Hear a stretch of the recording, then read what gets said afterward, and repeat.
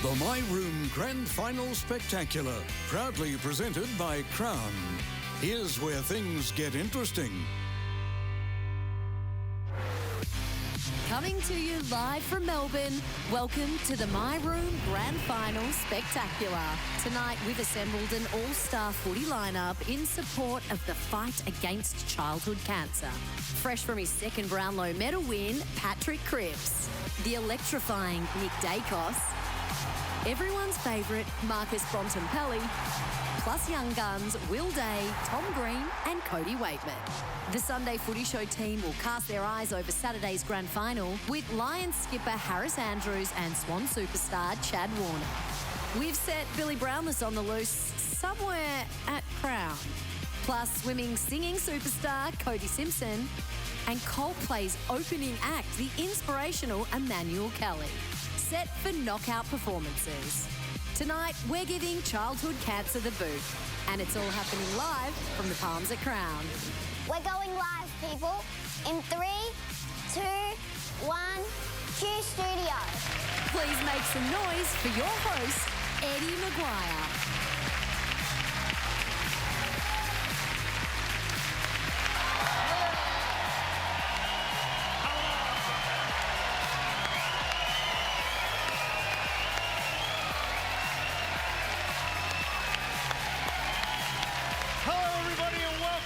To the Palms here at Crown for what is going to be a big night in football as we get set for the 2024 AFL Grand Final right here on 9. Tonight, we're going to make millions of dollars for kids with cancer thanks to My Room. How about that?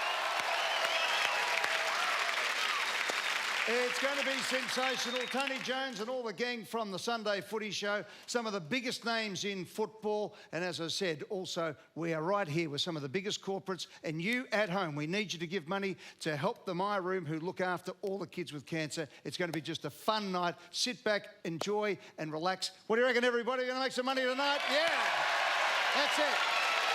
Okay. That is the number, 1-800-697-666. Get on the line right now, put your pledges through. We'll be naming people throughout the course of the night. It's going to be absolutely fantastic, as well as our corporate board, which will put up all the big corporates who are supporting us tonight, and we've got some rippers coming through. So let's get on with it tonight. This is what it is all about tonight, ladies and gentlemen. 3 of the greatest footballers of the modern era, and 3 kids who are the bravest that you'll ever see fighting against cancer and being supported by My Room. Ladies and gentlemen, please welcome, not only is he the umpire's favourite, but he was also the Lou Richards medalist. Not only is our other guest the player voted by the players as the Player of the Year, but also the player who was voted by the coaches as the Player of the Year. In other words, the 3 biggest stars of season 2024 joining us right now. Ladies and gentlemen, please welcome Marcus Bontempelli and Cooper Irvin, Nick Dacos and Riley McGuan, and Patrick Cripps and Layla Mitchum.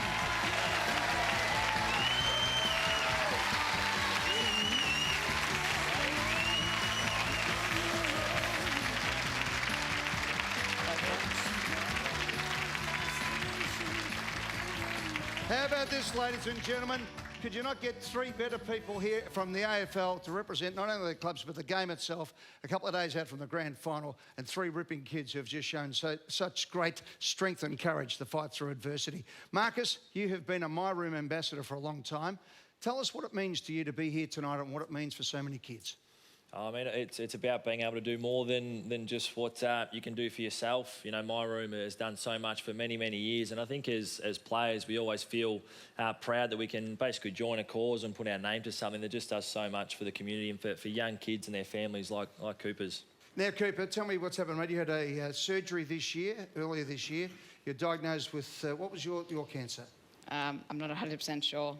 That's it, but you're fighting back beautifully? Yep. What have you done since you've had your operation, mate?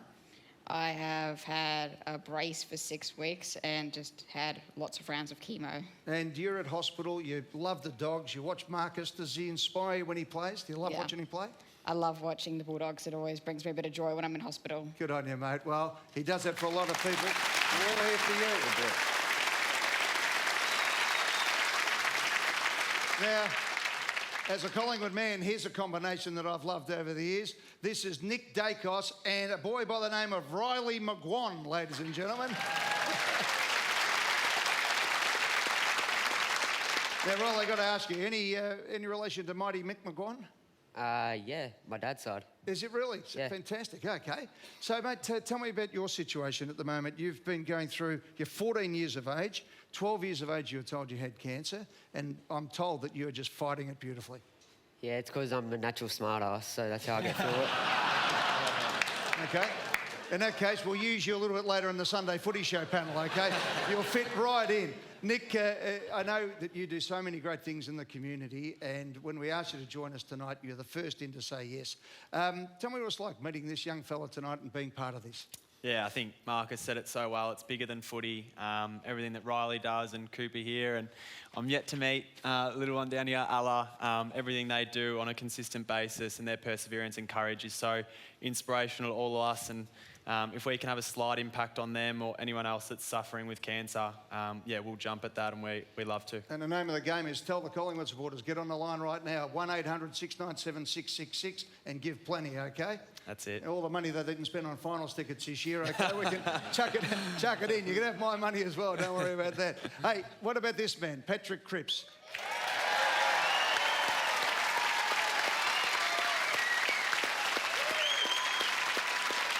Now, a dual Brownlow medalist. He scored more votes than anyone in the history of the game. In fact, Nick scored more votes than anyone else before and finished in second place. But Patrick, another amazing year and a big week for you. You haven't stopped. I think you've actually not left Crown in the last 4 days or so. But you're there with young Layla, who's 5 years of age. And I know you've been a long-term ambassador for My Room as well. Tell me what it means to you and your family.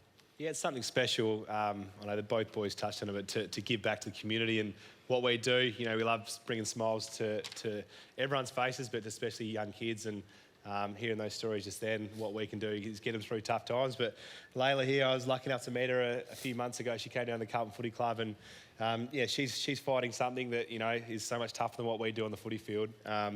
And as a surprise, when I did meet her, she made me a few cookies with my picture on it, so that was pretty special to take home.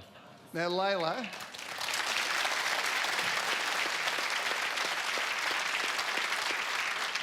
Layla's 5 years of age. Now, Layla, who's your favourite football team? Cripps.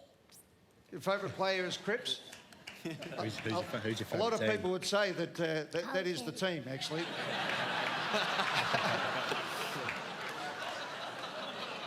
And do you like Carlton? Do you really? I'll give you $1. I'll give you $50 if you say go Pies. Yeah. Say they're better than Collingwood. Say that. Can you say that? Say they're better than Collingwood.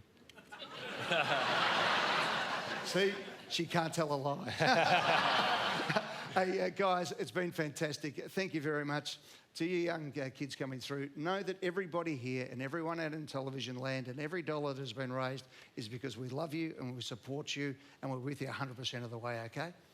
Good luck, kids. Good stuff. Guys, head through, guys. Watch the stage there. Cooper Dates and Marcus Bontempelli will join us a little bit later on. We're going to sit down and have a chat to them about their magnificent seasons. But in the meantime, Alicia Loxley and Clint Stanaway are going to open proceedings over at the telly board. Very good evening to you, Eddie. The stars are here tonight. Bontempelli, Dacos, Cripps and Stanaway. Cripps from the Cripps Football Club as Yeah, well. exactly. What an absolute honour it is to be here tonight. We've both been ambassadors for quite some time now for My Room. And the stars of the show, of course, tonight are, of course, the beautiful kids that My Room is helping out. It is a volunteer-led organisation that really helps families in a number of ways, not only by helping them financially while they are going through what no doubt is the worst time of their lives, but also helping with research, because what My Room, Clint, really wants to achieve is that 100% cure rate for childhood cancer. That's right, Alicia. Research really is part of the answer, and that's what we're fighting for tonight. The little kids out there who are doing it tough, the families as well, supporting them on their journey. And My Room's been doing terrific work in the community for 8 years now. More than $17 million raised, ladies and gentlemen, over the last 8 years. And this year we want to break a record. Last year it was a touch over $3.15 million. Amazing. I reckon we can break a record tonight, We can do Alicia. better than that, can't we, ladies and gentlemen? Yes, we can. Well, ladies and gentlemen, yes, we can. What an absolute honour it is to be here tonight. Bontham Pelly, Dacos, Cripps and Stanaway. so many ways you can get involved tonight by donating. On the phone, 1800 697 666 is the number, myroom.com.au. There's also that very, very technological QR code you can see on your screens, Alicia. Absolutely. Now, this is the Probe phone room. You might have just seen the Deputy Premier, Ben Carroll, there. Clint, I hear that the state government might have a big donation coming up later in the show. They've had a big day, the state government. Yes, they have. Some money to spare, though, here for My Room, as well as the Metro Tunnel. Good to see. We have got plenty of big donations, of course, coming in already, and we really appreciate, no matter what the donation is, if you're ringing up with $5 to give or a larger donation, we appreciate it all. So make sure you get onto the phones, because we've got a host of stars ready to take We do, your and this is our oversized, very very impressive, very snazzy pledge board. Remember in the days it was a whiteboard we used to roll out, and then it became impressive at the a time. magnetic board, and now we've got a plasma, ladies and gentlemen. $10,000 is all it takes to get you up on this pledge board tonight, and already we've got a big shout out to some of our partners who have joined us tonight. Thank you so much to the team at Crown. We've also got a big donation from Probe, from Gravity as well, Tasman Butchers, Westside Meats, QMS, and Gumbaya World, Alicia. Yeah, Probe, of course, has been a supporter for a very long time, as has Crown, as have all of our wonderful donations. We are looking forward to announcing more donations as they come on the screen as the night goes on. We've got a big one which has actually just rolled in from the team at Swan Plumbing, $24,000.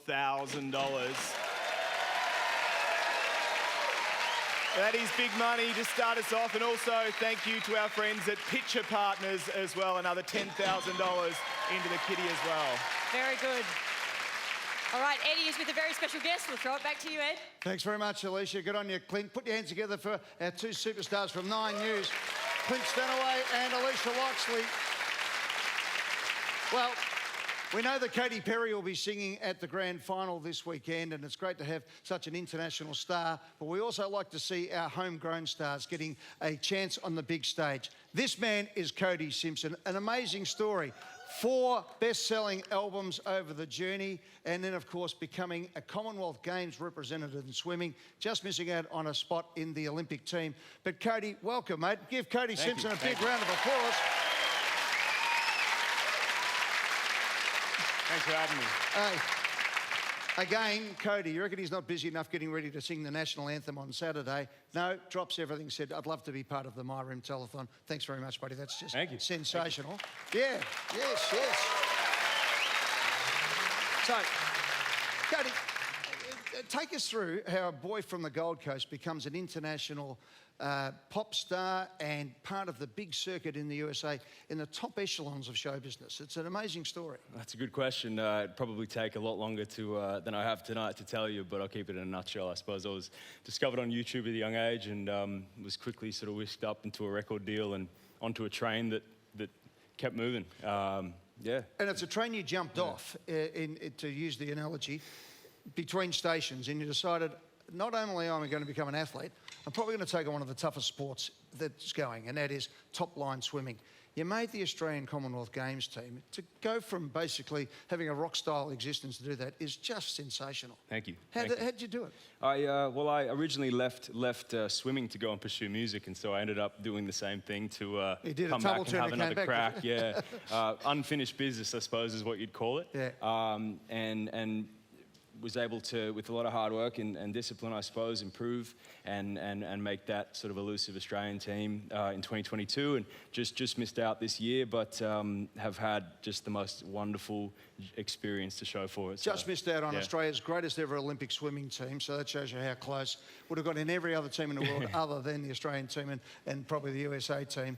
But not only that, I ran into this man in Paris, and my mail from the swimming fraternity was, you were just sensational. You went over there, you supported Emma McKee and your girlfriend, but also the rest of the team. Some people dropped their heads at missing, having derailed your career to do so, but you were just sensational. He's the epitome of a team person and a superstar, and he's here tonight to sing his song Fly, which is not about Craig McRae, the Collingwood coach, no? No. What's it about? It's about basically letting it rip, I suppose. It was inspired by my experience as an athlete, and it kind of felt like a timely thing to perform tonight ahead of the grand final to hopefully inspire both teams ahead of the game. So, yeah. All right, it's well, a Cody, tune called Fly. good luck on Saturday when you sing the national anthem.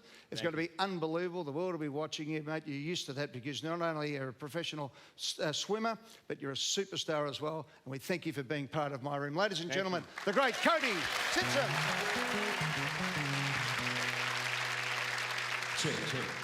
Get on board.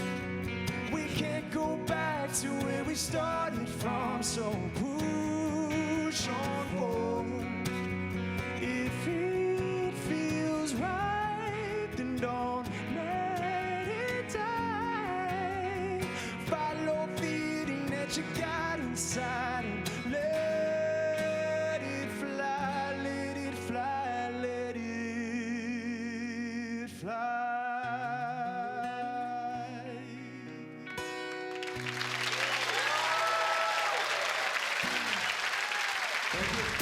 Up next, the Sunday Footy Show team have the final word ahead of Saturday's grand final.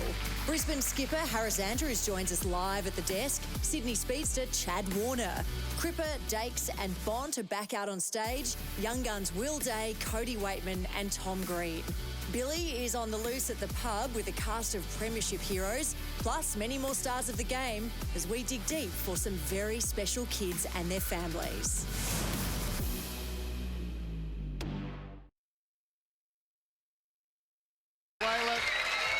Wonderful stuff. Well done to Patrick Cripps and the Carlton Football Club for doing great things for My Room. As you can see, that's the number 1800 697 666, myroom.com.au, and you've got the QR code as well there. And I know the Variety Club have the motto that no person is bigger than when they bend to help a child, and I think that's something that's quite fitting tonight, what we're all trying to do, help the kids with cancer through Margaret Zeta and all the team at My Room tonight. There's the numbers. Let's donate. Now it's time to talk some footy as we build in to the grand final of 2024. Let's head to the Sunday Footy Show, headed up by our captain, Tony Jones. Good on you, TJ. Welcome tonight, mate.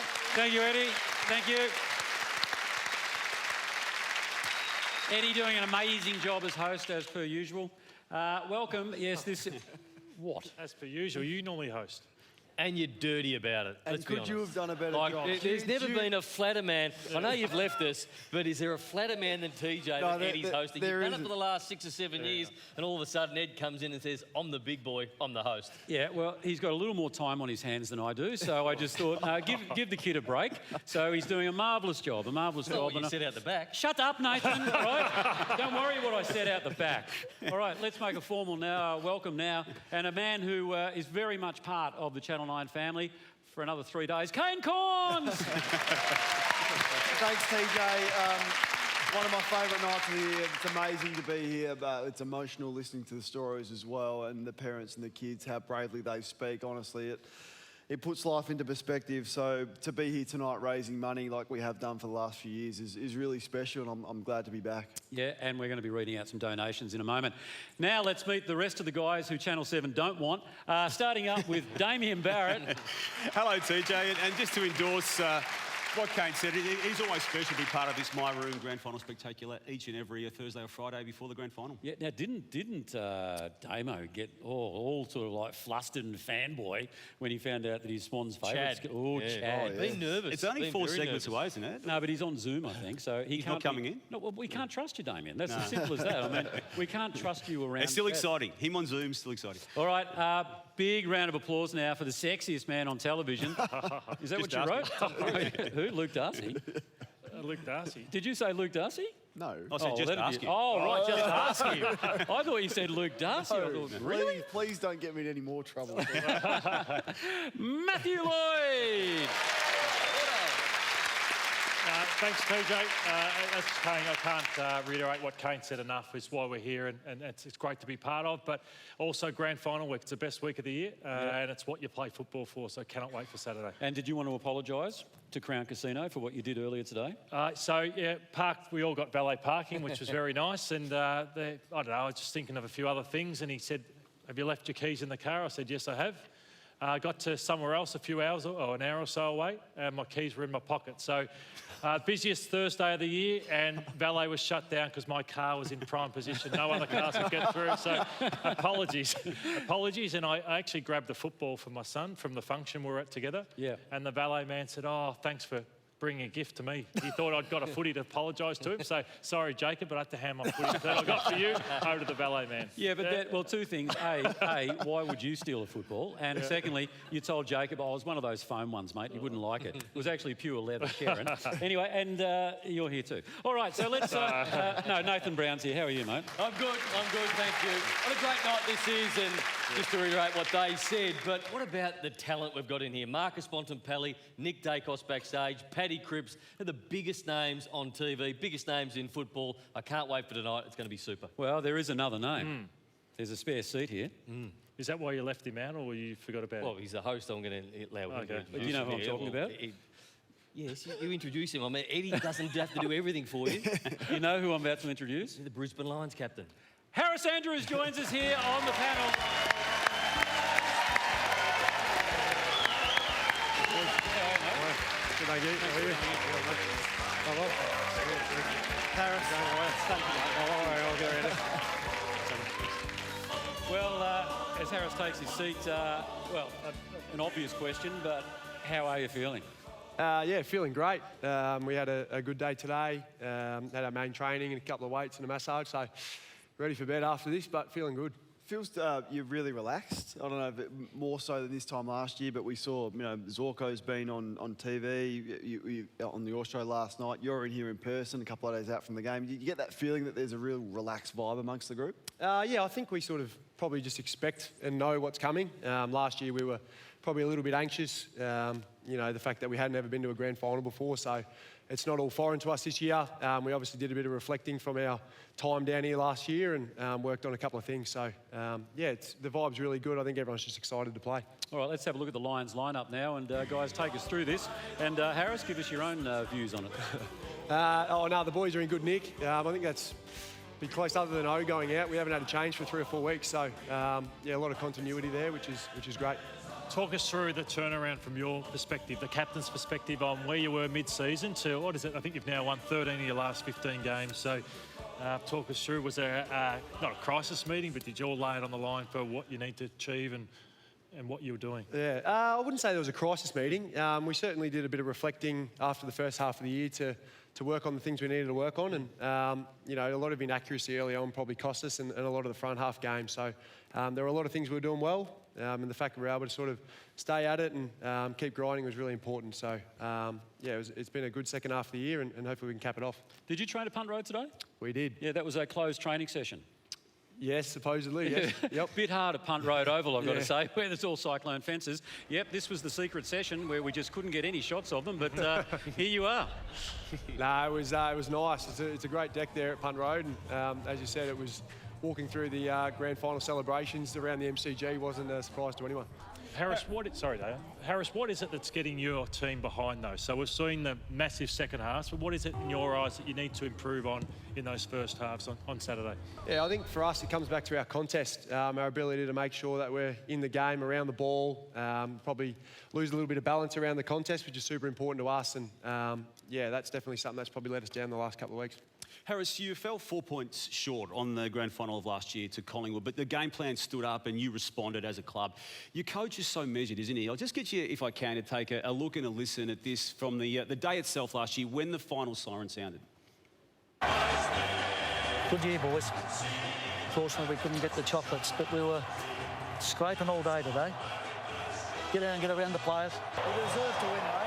We had more shots and all that. It's such an incredible opposition, mate. I love you. You've done an incredible job. It's extraordinary to see how diplomatic he is in that moment, and yet that attitude has filtered through, even when you were 4 wins, 6 losses, 1 draw at the round 11 point of the season, to get back to that game. Yeah, no, he's a realistic guy, Fags. He doesn't work with anything but the facts. That's something that I think's held us good in the second half of the year. As I said, we were doing a lot of right things throughout the first half of the year, which we probably weren't capitalising in the front half as well as we would have liked. And he laid that on the line to us. He sort of reassured us that there was a lot of parts of our game that were going well, and if we stuck by our process, that would turn around. And I think as a playing group, we've just got such great trust in him. He's led us so well since he arrived at the club sort of 7-8 years ago, and you trust him till the end. So he's been fantastic. defensively for you, the talk is Luke Parker might play a defensive role on you. I mean, footy's come a long way when the key defender is the one with somebody playing on them. How do you approach that? Do you try and get to somebody else, or do you just roll with it, try and do your role? Yeah, potentially. We had a couple of meetings this afternoon as a backline, talking about different scenarios and stuff like that. But it's going to take a pretty conservative effort from the whole group in general. Whether or not Luke Parker or Logan McDonald or Joel Amati come to me, it doesn't really matter. I'm just there to play in our system. So, yeah, it'll be a good challenge there, a really dangerous forward line, and hopefully the boys up the field can get the job done for us and slow that ball down. I couldn't imagine anything better than being a premiership captain, which is what you're facing at the end of Saturday. But who decides who tosses the coin and who puts the cup up? Because you've got two. Yeah, absolutely. No, we worked on that last year. So Lockie, I'll go out and do the coin toss. Locke will hold the cup up if we win. It was vice versa last year. So, yeah, I'll just be so excited and pumped for him and obviously us as a club if he's able to get up there on Saturday afternoon. We spoke to Cam Rayner about this on the Sunday Footy Show just gone, about how you embrace the Fitzroy heritage. And obviously being here in Melbourne, I saw you wore the jumpers there, you would notice that with any old Fitzroy supporters in the audience tonight? Yeah, see? I mean, those roots run deep, don't they? Oh, absolutely. Yeah, no, we've got such a great supporter base down here. Obviously, a lot of the old Roy boys, even our new facility up in Brisbane, they've got the brickwork that they have down at Brunswick Street. So, yeah, we certainly want to keep that nicely part of our footy club, and we're so grateful for that support. Who worries you most on the Swans team? From an overall team or from their forwards? Individual perspective. Oh, I think their midfield's dangerous. Guys like Chad Warner, Errol Goulden, they've got great ball use and their ability to get on the outside, super impressive. And, their forward line, the three talls down there, Amati, McLean and McDonald, they're unbelievable footballers, so it's a great challenge. Got some vision from your second half on the weekend, which was breathtaking against the Geelong Footy Club, where you just went and you go, and it's unbelievable football that you play. Some people ask, why doesn't this happen early in games? Can you not sustain football like this for 4 quarters, any side? Yeah, I mean, you look at every team each week, there's peaks and troughs within games. I mean, I wish we could do that all the time. The game would be a lot easier, but, I'm really proud of what the boys can achieve when we've had our backs up against the wall. Clearly, yeah, we'd like to continue to take the game on. I feel like our offence is a real great area of our improvement this year, and teams are looking to take that away from us. So it comes in time, and we'll keep working on it. And it's a big night. You're also a My Room ambassador. Tell us about your role. I am, yeah, very, very proud to be a My Room ambassador. I was able to get in touch with Margaret last year, and it's been such a great process to see the work that the charity does to get behind families and young children that are going through cancer. It's something that I'm very happy to put my hat in the ring for and be a part of. Well, mate, we do appreciate you. Yeah, give him a round of applause. We do appreciate you coming in here tonight, where I know you probably want to sit around. Well, probably gives you a bit of an escape, really, just from the boredom of the 4 walls of the hotel room. So it's great that you've come in, and the fact that you are an ambassador, it is not a job or it's not a task. It's a love in many ways. So all the very best for Saturday, mate. Thank you very much. All right, thank you. Harris Andrews joining us there. All right, let's head back over to the most magnificent host in the business, Eddie Maguire, alongside the best newsreader in the business. Both jobs I missed out on, Alicia Loxley. Thank you, Tony. Eddie, Tony seems to be taking your hosting duties well. Wait till he sees Tom Elliott walk out in about 5 minutes' time. OK, we've got lots more donations rolling in the busy phone room, so don't forget to call the number on your screen to make sure you get your donations in. $10,000 will get your name on this board, and we've got a couple of other big ones. Eddie, we've got $10,000 coming in from Signet. A huge thank you to Signet for that one, and another $10,000 donation coming in from Hallmark Limited. So, as I said, make sure you hit the phones, and if it's a $5 donation or a $10,000 donation, we'd love to hear about it. Hey, Alicia, we've got somebody special coming on now from The Lot. Please welcome the Partnerships Manager, Liz McPherson from The Lot. Hello, Liz. Hello, Liz. Come over here.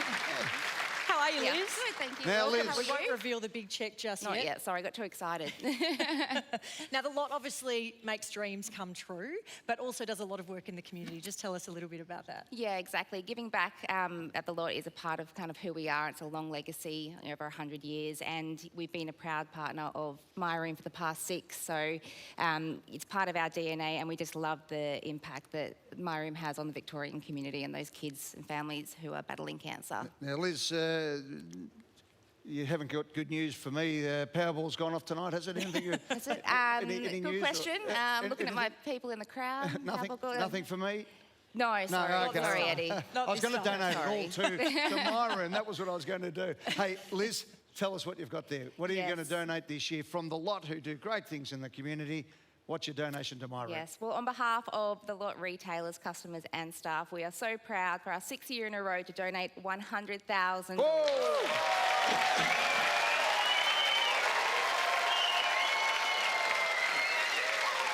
That is an amazing amount of money. Thank you on behalf of my room. We appreciate the ongoing support from the lot. I love the work that they do. Thanks very much. That is unbelievable. $100,000, that is a lot from the lot. Good on you, Liz. Thank you so much. Give a round of applause again. Thanks to everybody at the lot. Now, this is what I love about this show tonight, Alicia and Liz. I got a phone call yesterday from a bloke by the name of Fraser Brown, one of the toughest players who ever played for Carlton. He's done beautifully in his business career. Of course, his mum, Joyce Brown, was the great coach of the Australian netball team. You remember this in 1989, the tackle, and that stopped Essendon's drive into the 1999 grand final. Carlton went through to the grand finals. Better than winning the grand final, beating Essendon, they reckon. And Fraser was the hero, absolutely, on that occasion. Well, the brown dog rang me up and he said, I saw the ad on the TV, the promo for my room. He said, look, what about this? Can you auction this off tonight? I said, what have you got for us, Brownie? He said, how about I give you guys a super box for 12 people on centre wing at the MCG on grand final day, fully catered with refreshments and with the food, and there's not a ticket to be found anywhere. This grand final. Right this week, this year. So what we're going to do is the QR code is on there, and we have got a curfew time of this at 9:30. We're going to cut it off there. Now, I can tell you, I know I've got a rough idea what these things retail for. This is the last chance to get to the grand final. So for all the corporates out there, for all the people in Sydney who think, oh, I can't get down there, 12 seats, 2 car parks under the MCG. Unbelievable. Right? They'll move Katy Perry's stage out of the way and you'll be able to park underneath there. It's literally what's going on. I reckon the stage is big. You can see it from the moon. It's unbelievable, but it's going to be an amazing day. So 12 seats, 2 car parks, and also, as I said, food and all the refreshments you want. And most importantly, it is gun barrel on centre wing. Put your hands together for Fraser Brown, the Carlton champion, everybody. And you've got until 9:30 to get that bid in. 9:30, bid hard. And if there's any dummy bids, Fraser will come in and fix you up personally, okay? It's not worth it. TJ, back to you, buddy. All right, thank you, Eddie. Thank you, Alicia. I'll tell you what, if you're going to the MCG on Saturday and you're in a corporate box fully refreshed, who's driving? Why would you need 2 car parks? It's the last thing you'd need, isn't it? Drink All wise, Tony. Drink Sorry? wise. Drink wise. Yeah, I didn't say I was going, Damo. Okay. I just said if you were going. Anyway, we've got some donations to read out now. We do. Can you read?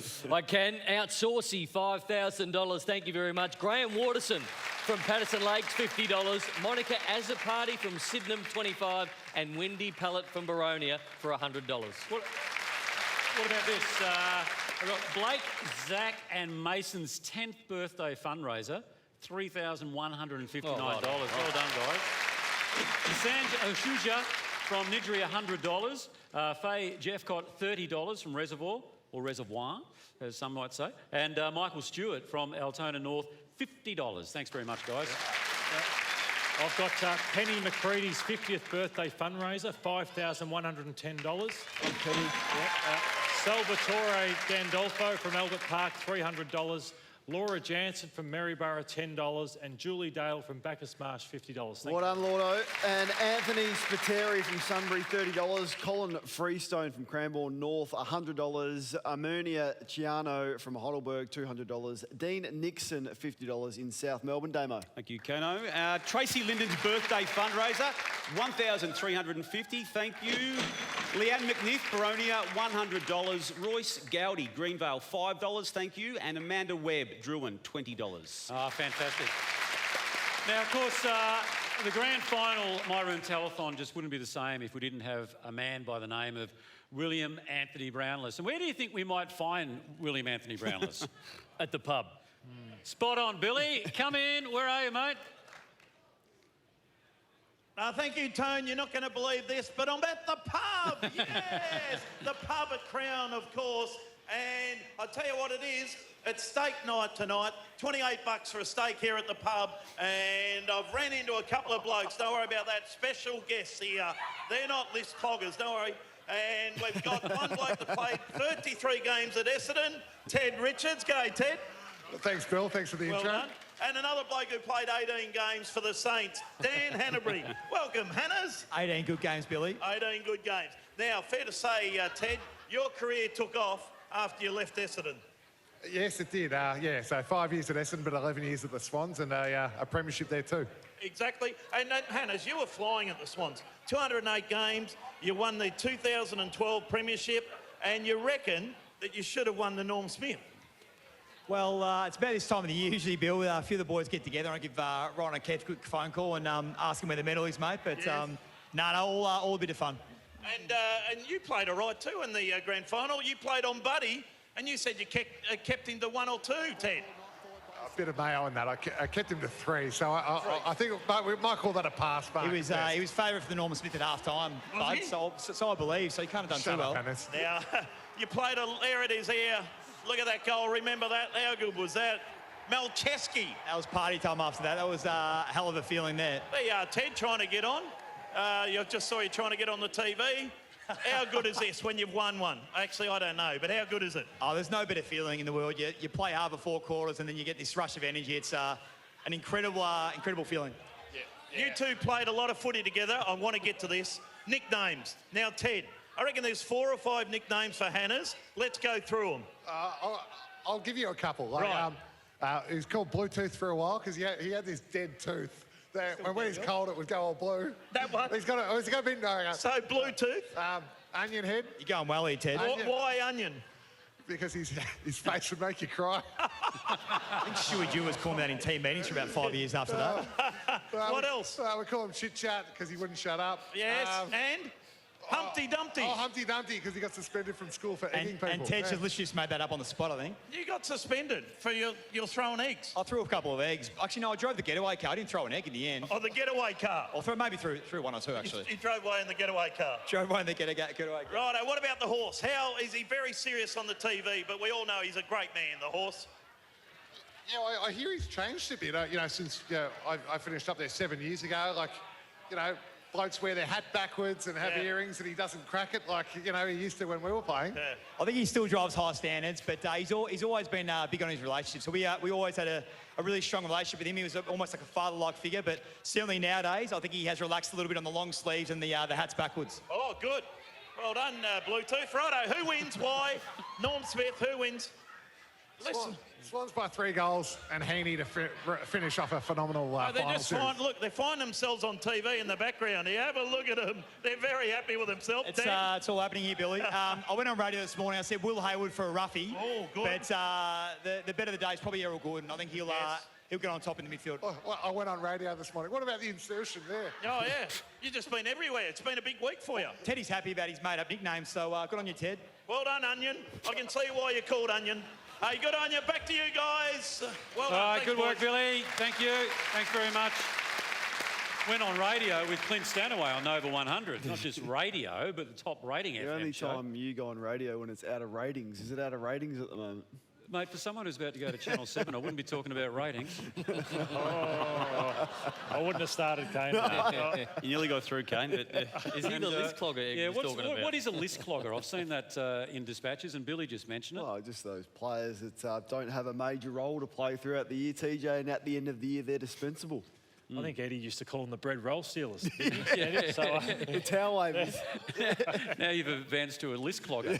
Anyway, you're still part of our list for a little bit longer, and it's great to have you here. We'll take a break. When we come back, what about these 3 names? Marcus Bontempelli, Patrick Cripps, and Nick Dacos. You are watching the grand final, My Room Telethon. Back with more in just a moment.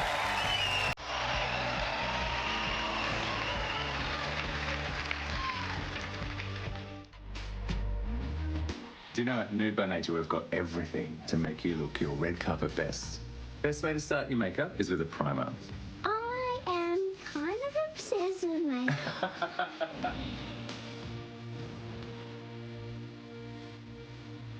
Trust me. for a makeup artist. It looks amazing. Right? Ready? Yeah. Fly! Like it? Fly.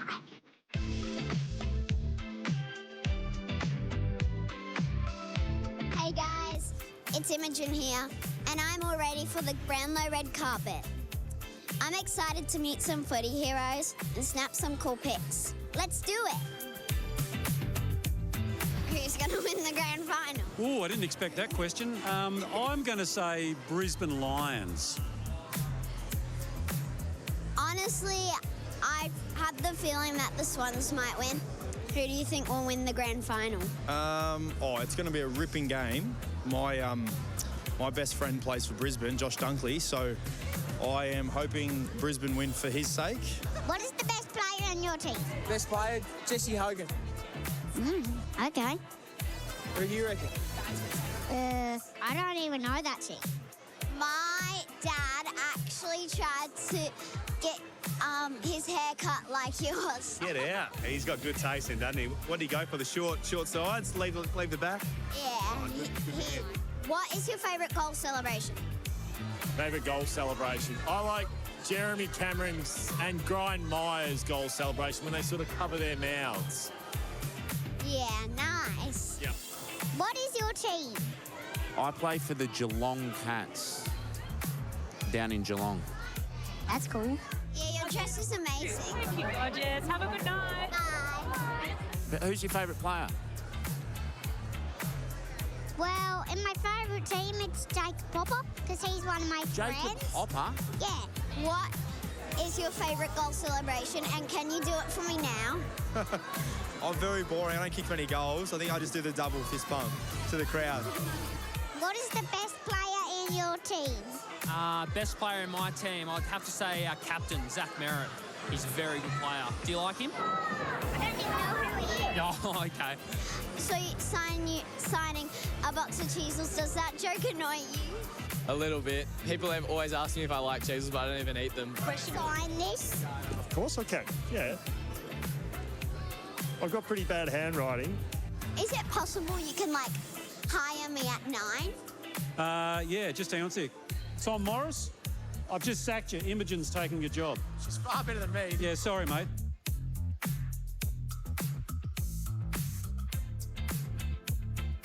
We had so much fun on the red carpet meeting all the players. Thanks for hanging out with me. See ya. Oh, how cute. Welcome back to the My Room Grand Final Spectacular, live from the Palms at Crown. Gee, Tom Steinfort and yourself on the news desk. You got some competition. I actually think Imogen wants Tom Morris's job from the sounds of it. They did a beautiful job, didn't they? And so wonderful And there is to Imogen. see Imogen here. Right Hello, there. Imogen. Kangaroo supporter. Good to see you, Imogen. Turned 11 years of age last week. Happy birthday. Hoping to finish chemo very, very shortly. Loves drama, art and reading. So welcome to Imogen and your family as well. And what about Wyatt? What a little legend he is. Everyone who watched last year would have seen Wyatt, who was live on the My Room Telethon 12 months ago. So wonderful to see him. He's also ringing the bell, which of course signifies the end of your cancer Well treatment done. on October 10. So Wyatt, we just wanted to give you a big shout out. We loved hanging out with you last year. Massive Tigers supporter, isn't he? He is. And he loves Jacob Hopper as does. well. We've got some big donations though to get to. We do, absolutely. Could you please give a very warm welcome to Dennis Bastos, who is the chairman and CEO of DBG Health. Dennis. Hello, Dennis. Welcome. Hey guys. You were also with us last year, and Birdie tells me that you went to school with Eddie Maguire. Have you got any stories about Eddie that you could share? Did. None that Eddie's allowing me to share. He did warn me before I came out on stage. He was a lot leaner back then, but he still loved his sport. Sorry, Eddie. We'll get a right of reply in a moment. Dennis, you obviously love being involved and helping out with My Room. Just tell us a bit about that. Well, look, this is our fifth year, and we've managed to bring together our organisation. They're very proud to be involved with My Room. It's become such a big part of our company and our company ethos. We're now over 1,000 people, and they volunteer a variety of events during the year to assist My Room, but it really is about the fact that everyone recognises these kids deserve all the help they can get. And what My Room does, how it helps the families in need, and it does it directly, is so hugely important. So we couldn't be prouder. Congratulations for you for your leadership as well. I know you do a power of work in the community, but thanks to the team as well. Now, time for the big reveal. What do you got for us this year? Here we go. This year it's a $500,000. Wow. If you don't mind. That's us. Dennis Bastos, thank you so much for your very, very healthy contribution. We Thank you, appreciate Dennis. it. Amazing. Thanks very much. Thank you. Dennis. Thanks, Cheers. Dennis. And we've Thank got you. one more, Ed, before we throw back to you. It's time to welcome Stephen Kastranakis. Stephen is from the Independent Pharmacies of Australia Group. Stephen, good to see you. Thank you very much. Hello, Stephen. Thank you. Good to see you here as well. Just a question to you about My Room and the work that they do in the community and the support that you offer again tonight. Yeah, we are profoundly proud to be here tonight, and with our 1,100 pharmacy members, they are part of the fabric of the local community, and they've really got behind us in helping us raise the funds that we've raised. And we've only been raising funds for a month or so. Wow. And we hope we get to keep our spot and come back again with more next year. Okay, well, show us the results. What are you here to donate tonight? $200,000. $200,000. That's a month's worth. Wow. Well, we've underwritten it, but we're almost there. But the fundraising hasn't actually stopped, so we're going to continue raising money. That is amazing. Absolutely Thank amazing. you so much. Thanks for being here. Thanks, Eddie, guys. Over to you. Thank you. Good on you, Dennis. Well done to Steve there. Two great boys from CBC St Kilda used to hit me up for lunch money in the queue too. They're going all right now, the boys, aren't they? Cripper, welcome back. Put your hands together for the Brownlow medalist. Patrick, congratulations. Tell me what's happened the last couple of days. I caught up with your dad after the Brownlow, and we were having a bit of a chat and a drink, and the whole family, it was just great to see everybody there. What was this Brownlow like compared to a couple of years ago? Yeah, it's I know when you have your family over, it's great to share the moments with them because, like I said on the night, you play a certain way, but to be able to do that, you need family support. And family and brothers, a few mates came over just in case it did happen. So it was nice to share it with them, and obviously a couple of teammates rolled in as well. So. Yeah, I said to you backstage, I was like, Dad, after a few beers, would have chewed your ear off. He loves his footy and all that. So he would have loved to chat with you. But they were off to a flight in Vietnam the next day. So by the end, I had to make sure he got on his way because he was ready to celebrate all night. Well, Patrick, it's been sensational. I mean, to see what you've been able to do, I remember calling you in games where basically there wasn't much going on at Carlton. You stayed, you could have gone to any club in the AFL. You've become the captain. You've got through a debilitating back injury and you continue to just keep on keeping on. It's, I think it's just remarkable, ladies and gentlemen, what this superstar player has been able to do. Blues are back in the finals, dropped out, but you hit the wall at the end of the year. Injuries took a toll on you. Tell me what it feels like around the club going forward now and with everything that's happening. Yeah, it's it always gets to this week, and I suppose you're envious of the teams that are in there, but you also have appreciation for how hard it is to get there. And this year's a bit different to last year. Obviously, last year we I suppose, rided a wave of momentum, and obviously to fall short in the prelim, but we sort of gained a lot of ground and we got a lot of experience of what finals is like, but also what to win finals is like, which is the first time since a lot of us have been there we felt that. And then this year was a bit different. We started the year pretty well. We're in a really healthy place, with about 5 or 6 rounds to go. Then obviously didn't finish the way we wanted. And I know playing finals was great, but you just don't want to play them. You want to impact them. And we just weren't. In the end, we weren't good enough when it counted, and there's some lessons to be learned. I always say that, like life gives you lessons, it's never linear, but at the end of the day, we weren't good enough. There's a few things we need to work on, but we need our guys on the park more consistently too, which was definitely something at the end of the year which cost us. Now, there's been a lot of talk about the Brownlow medal, record numbers of votes for you and for Nick, and it's interesting because people have been talking about the umpires getting stats and everything else. Well, the Lou Richards medal is voted by the Sunday Footy Show experts who get to look at all the games and to go through all the stats, and guess what? Patrick Cripps won it from Nick Dacos. So it doesn't matter how you mix it up. Down at Lexus Blackburn, you picked up the Lexus during the week, mate.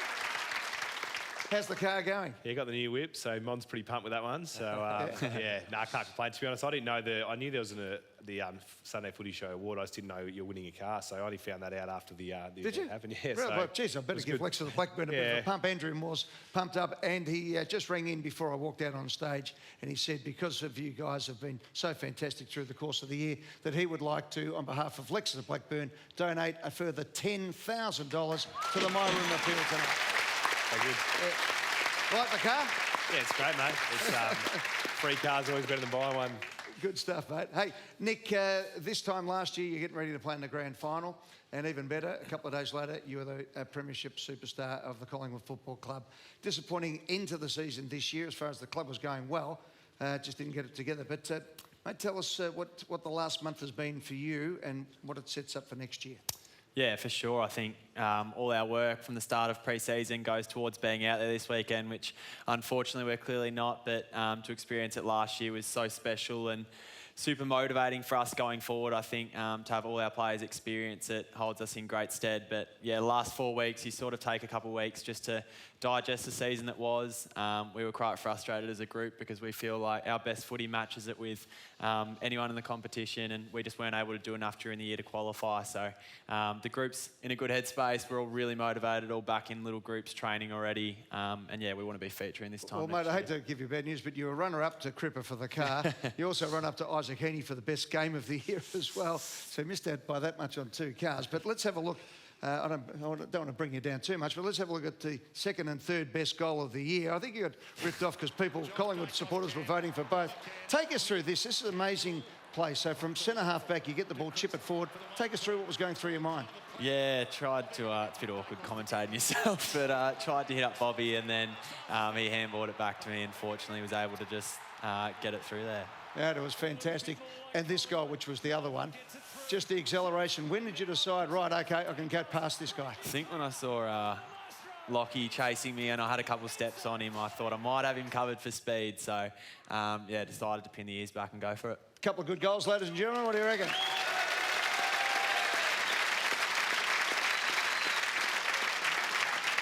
Marcus, another sensational year for you. You judged so highly these days by everybody. Yeah, give the Bond a big round of applause.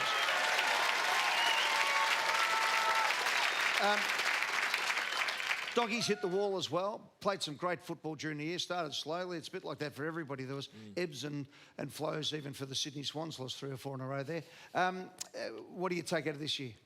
I think there's some enormous sort of positives to take out of it. Clearly, you don't want to be in the position where you are sort of, you know, in that chasing pack, trying to chase down the teams that have set themselves up quite well. So we were in a tough spot, 3 and 5. So I think that's probably where you start to draw the positives from.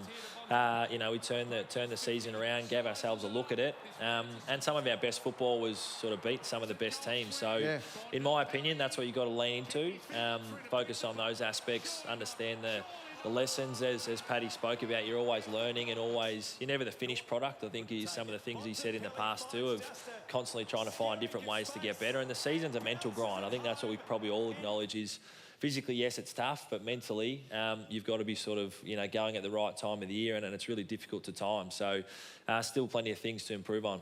Going away, having a break, how's your body? Yeah, it held together gracefully this year. It doesn't always do that. So no surgeries, which, and these boys will attest to that, is it's always nice going into an off-season where you can just rest and recuperate. And it is. They're longer now seasons than they were a few years ago, and there's different requirements you put on yourself. So this time of year is just critical just to get yourself mentally especially set up for what'll be another pre-season. You're still fresh as a daisy, Nick, and making it look easy for Paddy and I. We've got to do a bit more recovering maybe than these young blokes. I reckon I'm sore at the end of the season. I didn't play a game. You blokes are fantastic.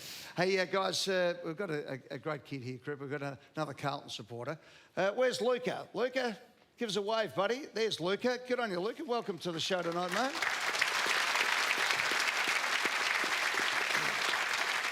Now, Luca, and Mum Lana's over. That's Luca Formosa. How about Luca? He was diagnosed with leukemia in 2022. He's had chemo every single day for 2.5 years. Quite amazing. And he's in remission from July 10 this year. And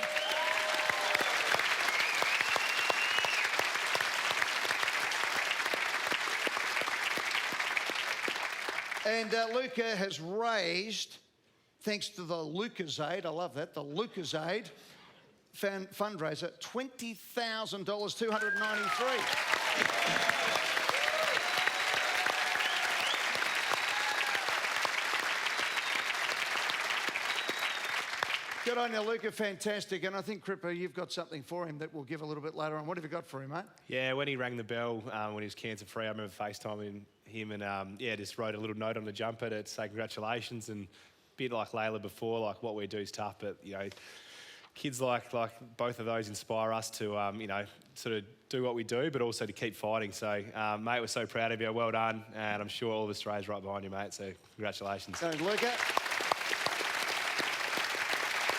Now, Luca, is Paddy Cripps your favourite player, mate? Of all time. The whole time? Of all time. Of all time.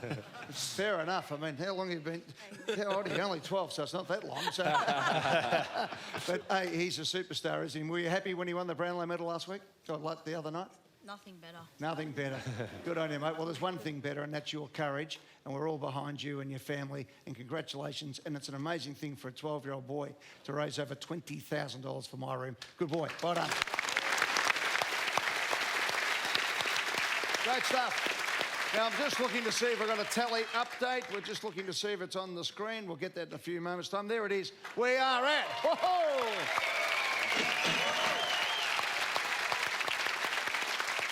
Jeez.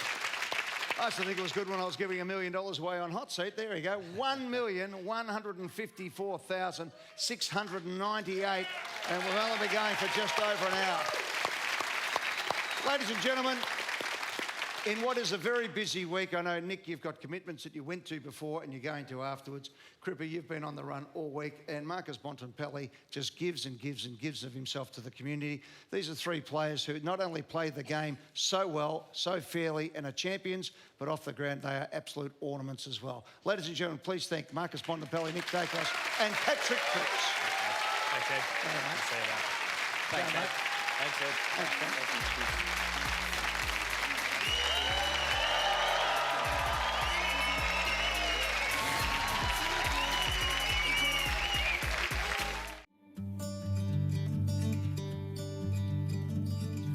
My name is Millie.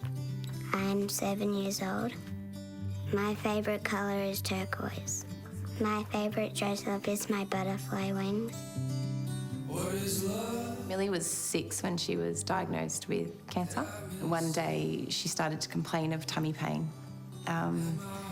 It was quite acute, quite bad, and I had a feel of her tummy and I could feel a solid mass and I could even see it. And they did an ultrasound and immediately they could see that there was a growth. I mean, it was probably about the size of a grapefruit by that stage. Yep. Everything came crashing down in that moment, and he said, I don't think you'll be going home for a long time. When it finally come back that it was cancerous is when it really sunk in.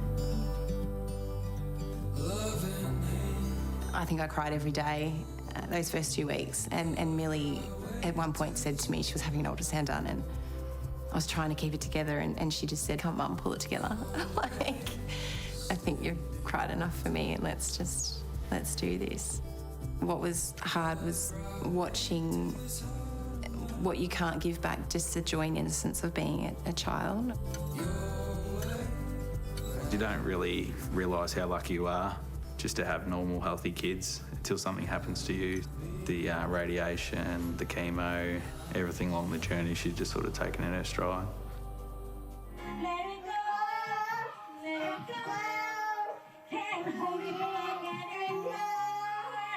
Music got her through a lot of the treatment. I love singing and dancing.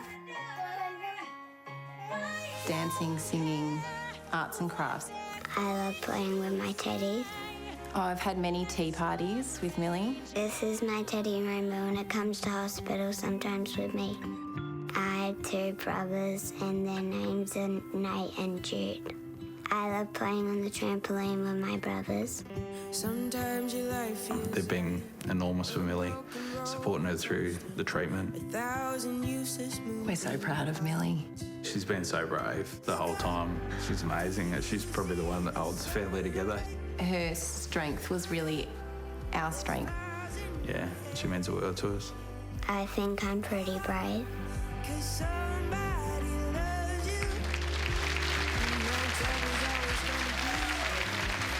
pretty brave, all right. Millie is with us tonight with Mum and Dad, with Paige and Dirk and her brother Nathaniel. Hello, guys. How are you, Millie? Hi. You well? Good stuff. And Millie Barracks for Essendon.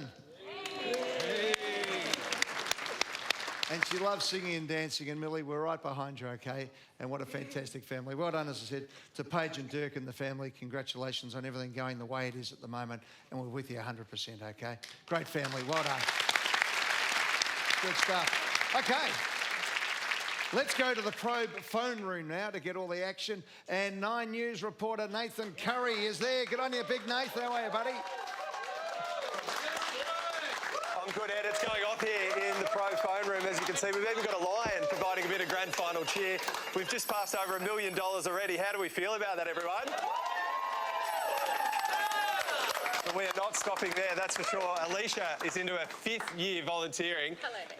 What's the most you've managed to get hold of tonight so far? Tonight we've had a donation of 80,000. It wasn't me though. I would really love to take one of around 100,000, but anything, we'll take anything. But it's a little quiet, so get those calls coming in. All right, get ringing. All right, hopefully we see you very busy soon. Thank you, Alicia. It's not just the volunteers. You'll see some My Room ambassadors in this room that you might recognise, like Nick Newman from the Carlton Football Club. Nick, how do you go on the phone? I'm pretty average, mate. Yeah, these guys are all the experts. They're doing a great job, so I think I'll stick to footy, mate.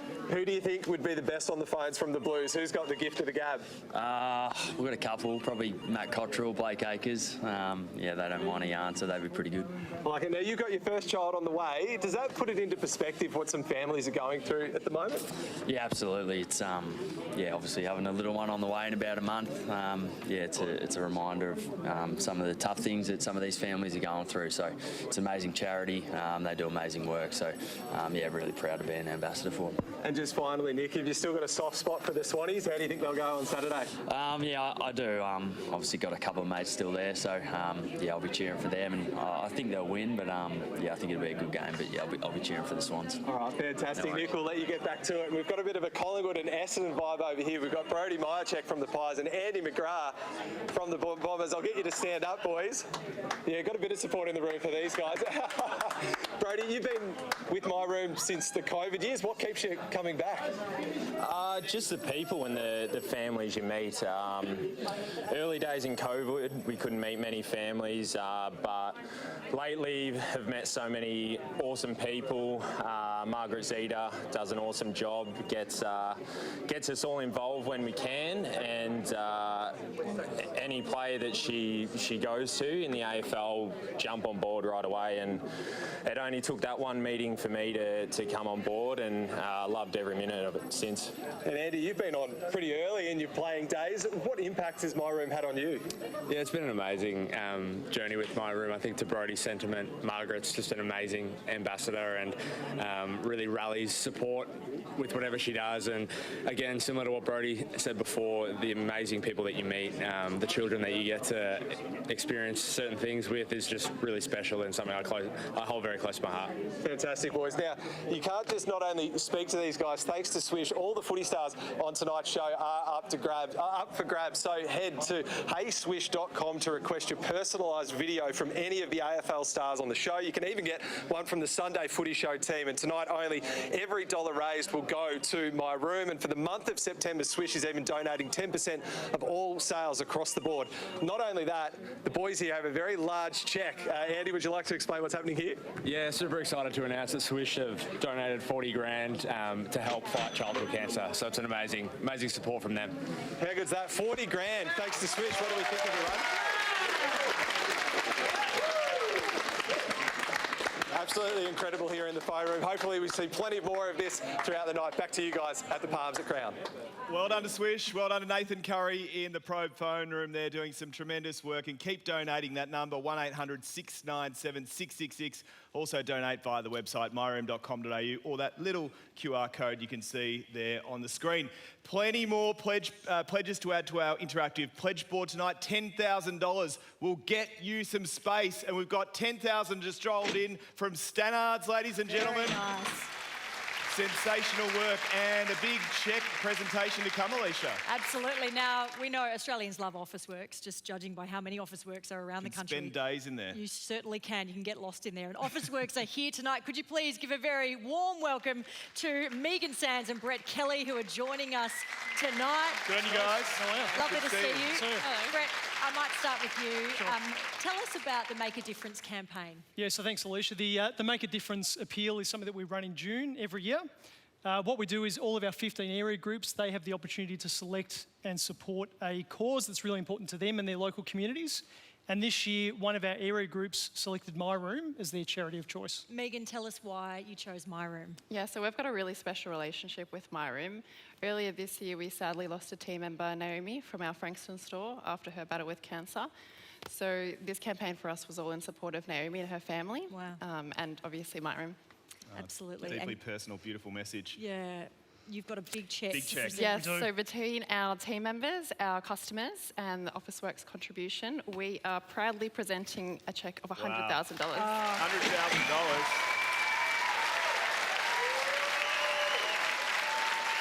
That is incredible money, and it will make a huge difference to the work that My Room is doing right now in the community. Thanks for your support. Appreciate Thanks, it. Brett. Thanks, Megan. You spend a fair bit of time in Officeworks with 3 kids. Oh, the kids love it. Can't get them out of there.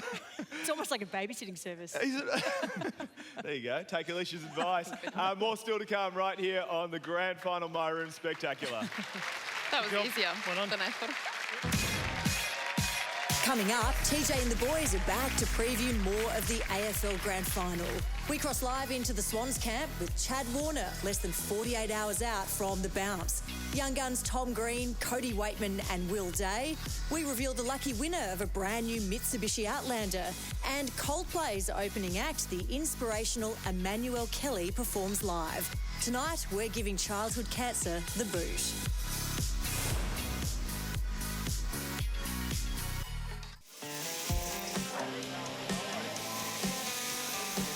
Well, it all started with, unfortunately, with Laurie getting diagnosed with this terrible disease. And we thought we need to do something about this.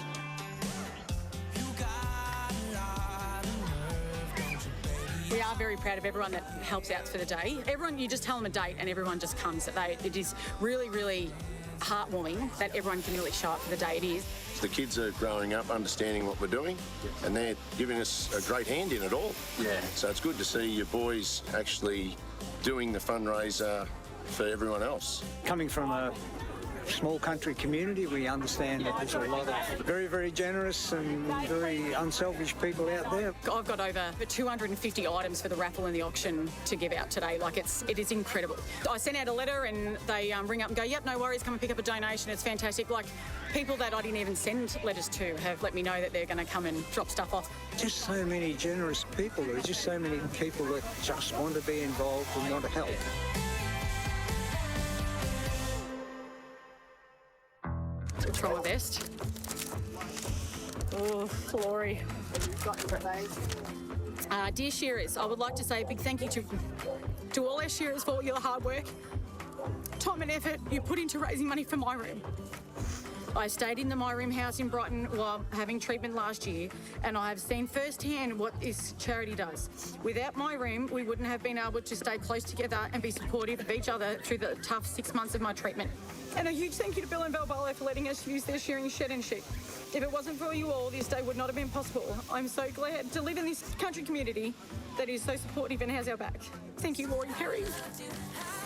God bless her. And we're very lucky to have the event organiser, Katrina Ogden, with us. With her 3 strapping lads, your 3 boys are here with you, Katrina. Your husband's in the crowd. I can see that you're getting emotional.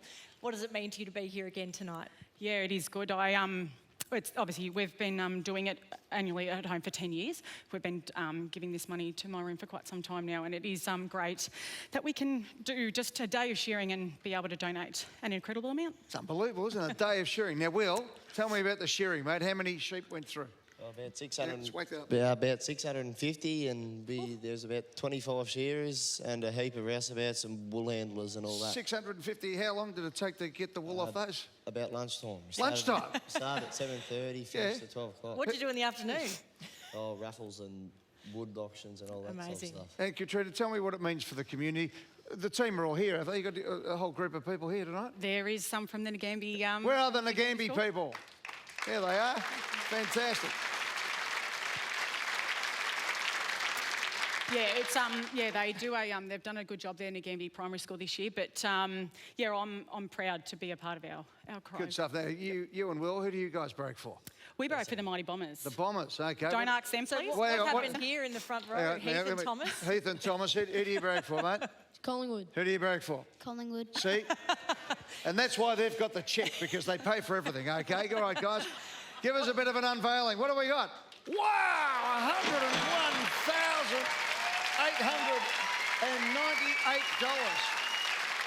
That is amazing. Good stuff. And why, give me the microphone there again, Will. Why are you going for the Swans? Because one of our mates go for the Swans. Okay, fair enough. Yeah. Same. Same? Yeah, Well done. right. And as you said, we'll get them next year, boys. Don't worry about it. Nagambie Primary School, Laurie's Old Primary School, had Footy Colours Day and raised $2,500. So let's give it up for Yeah, Nagambie well done. Primary School once again. Good on you, guys. All right, now let's go across to the grilled green room. Are you a grilled person? You like a grilled Love burger? grilled. The Mighty Melbourne. I'd love one right now. Oh, the actually. Mighty Melbourne. That, you've got to have a bit of beetroot in there. It's just fantastic. The grilled. Let's go to the grilled green room. And Lauren Phillips from the #1 FM radio show on Nova, and of course Postcards on Channel 9. Good on you, Lauren, in the grilled green room. Hello, Eddie. Yes, I'm with some of Melbourne's biggest boys on what kind of feels like Melbourne's smallest couch right now. From the Melbourne Storm, Chris Lewis and Ryan Hoffman. Hello, fellas.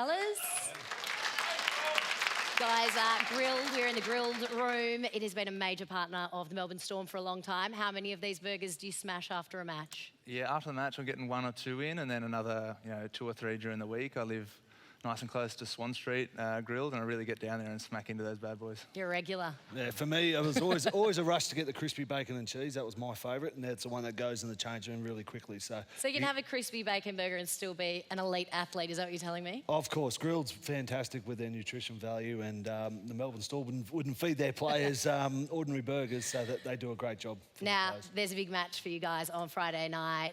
There is so much pressure on you. We've got 2 out-of-state teams in the AFL Grand Final, so you guys are representing Melbourne. How are you feeling going into the prelim? Well, now I'm nervous after that. You're welcome. That heaped a bit of pressure on us, but the boys have been playing really well all year.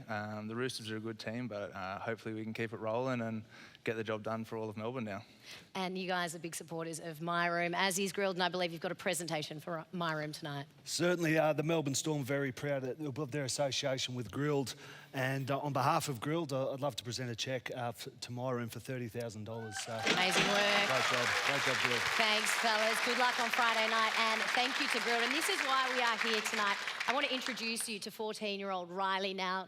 Now, Riley, you're a footy player yourself. You once ran out with the Hawks. You've had to hang up your boots for a little while you're going through treatment, but I bet you're keen to get back out there. Yeah. What's your local club called? Who do you play for? Mitcham Tigers. Shout out to them. They've done a lot for me since I've been diagnosed.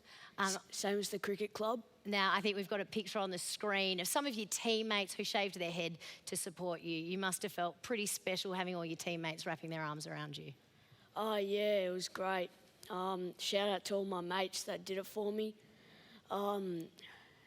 Yeah, can't wait to get back and playing with you guys. Well, I bet they can't wait to have you out there either, Riley. Now, you are a Hawks fan, and I saw you before catch the eye of a very special Hawks player who's with us tonight. Will Day, come on over. Are you a big fan of this fella?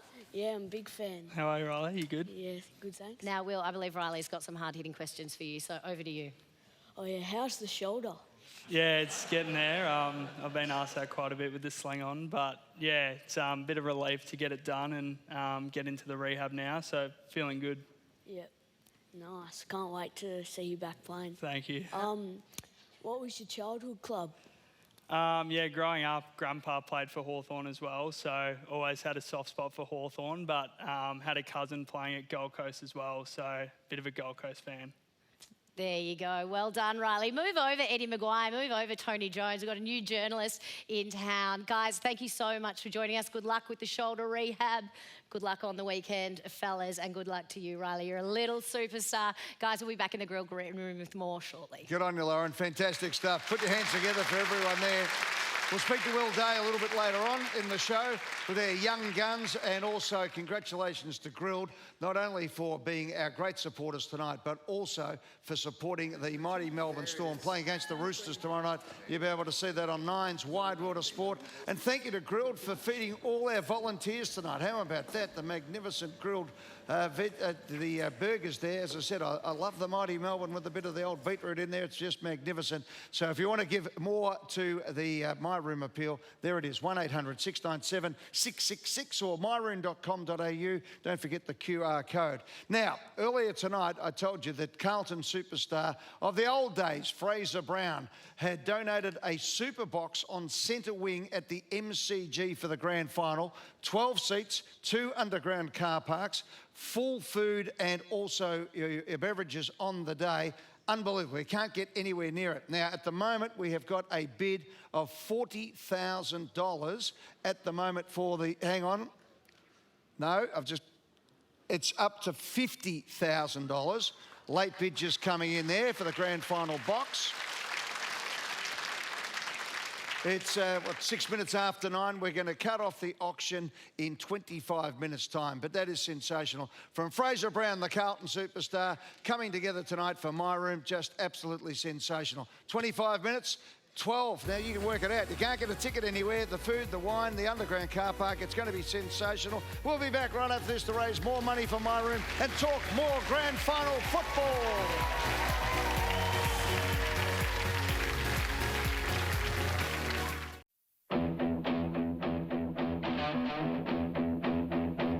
Hi, I'm Remy Grogan, I'm 16, and today I'm a firefighter.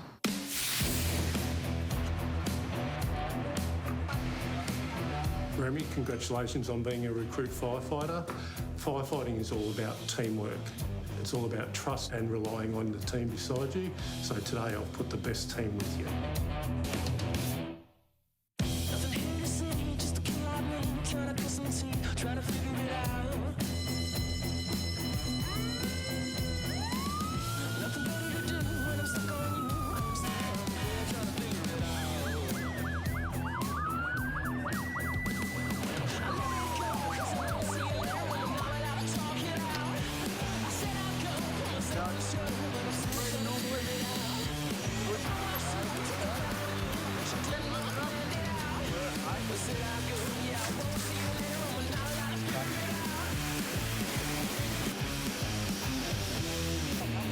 Hang on, mate. Hang on. I'm just trying to work out how to use it.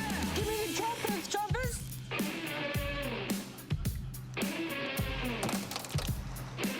What's getting you out there, mate? I consider myself pretty strong, but, you know, I got jolted back a bit from the water, so... Very professional, very fun. I felt very important. Everyone was calling me a star.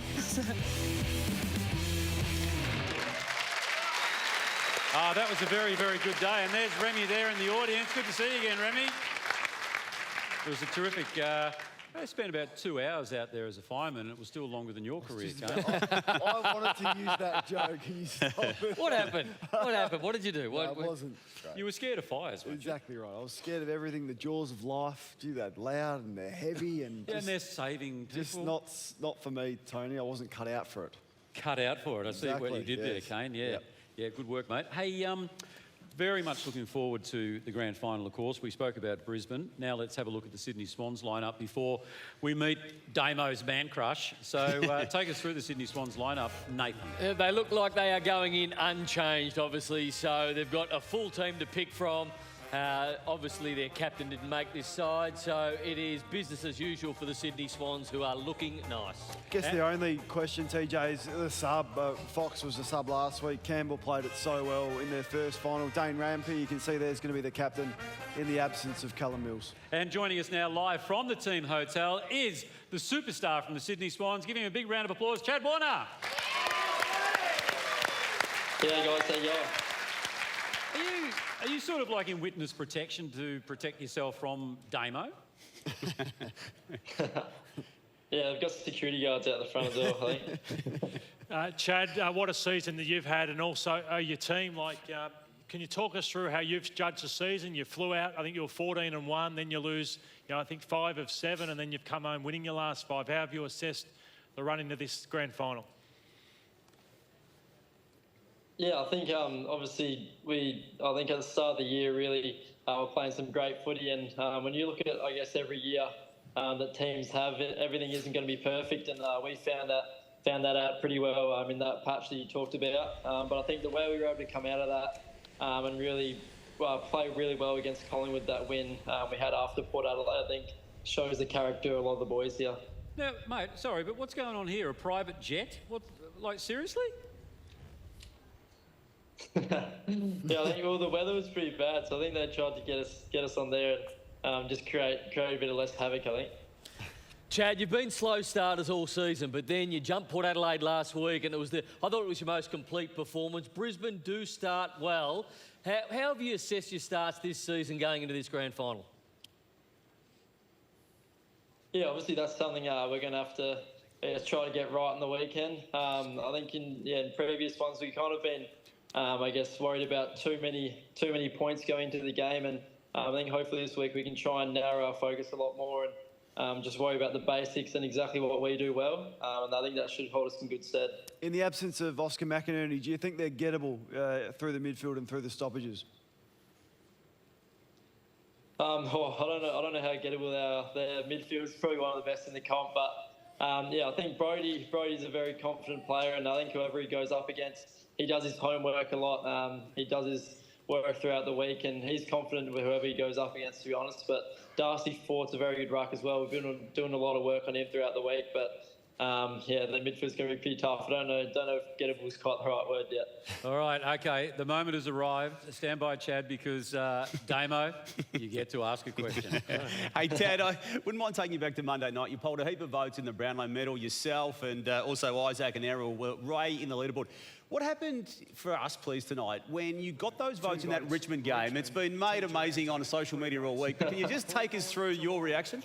Henry, 1 vote. Yeah. Well, I don't know if you remember. I don't know if you remember how I played in that game, but it was probably one of my worst games of the year. So I was just a bit confused, to be honest. And Horse had the same reaction. Yeah, I think I actually went up to him after and asked why didn't give me any votes. So I think he didn't like me that game. You play with Buddy Franklin. Isaac Heaney is a new superstar along with you up there. Is there a bigger name in Sydney at the moment than Isaac Heaney? I think, you're spot on there. I think he ticks a lot of boxes, doesn't he, especially with footy, but he's also very good looking, so I don't know how he's managed to hit the gene pool that well.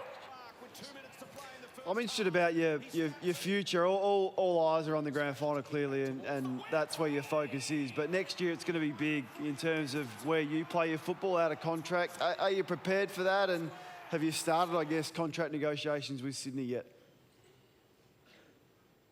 To be honest, with finals and obviously us playing pretty well this year, it's honestly hasn't even been across my mind at all, to be honest. I think just playing footy and enjoying it with the boys who I'm playing with has been the biggest thing at the moment. And I think being able, like you said, next year's going to be pretty big. Having Errol and Logan, a couple of those other boys who have been through the same situations are really going to help. And I think even this year we've been able to bounce ideas off each other and really use each other to help through that. Chad, you've got the experience of the 2022 grand finals. Others have the experience of the 2016 and even 14 grand finals. But you stood up in that game, 29 touches, 2 goals. Do you draw on that for what you're about to face on Saturday? Yeah, I think you can a little bit, but like I said, it's a different year and it's a different team. And to be honest, they're probably going to bring something a lot different to what Geelong did as well. So we're going to have to be prepared for that. I guess, yeah, you do have a little bit of confidence from that, but at the end of the day, I'd rather have 0 touches at all and win the game. Hey, Chad, we really appreciate you doing this on the Thursday night, only 2 days out from a grand final. Like, in terms of you and your preparation, what does tomorrow look like? What's your pre-game meal? All the young kids at home are interested in what a champion does 24 hours out from a grand final.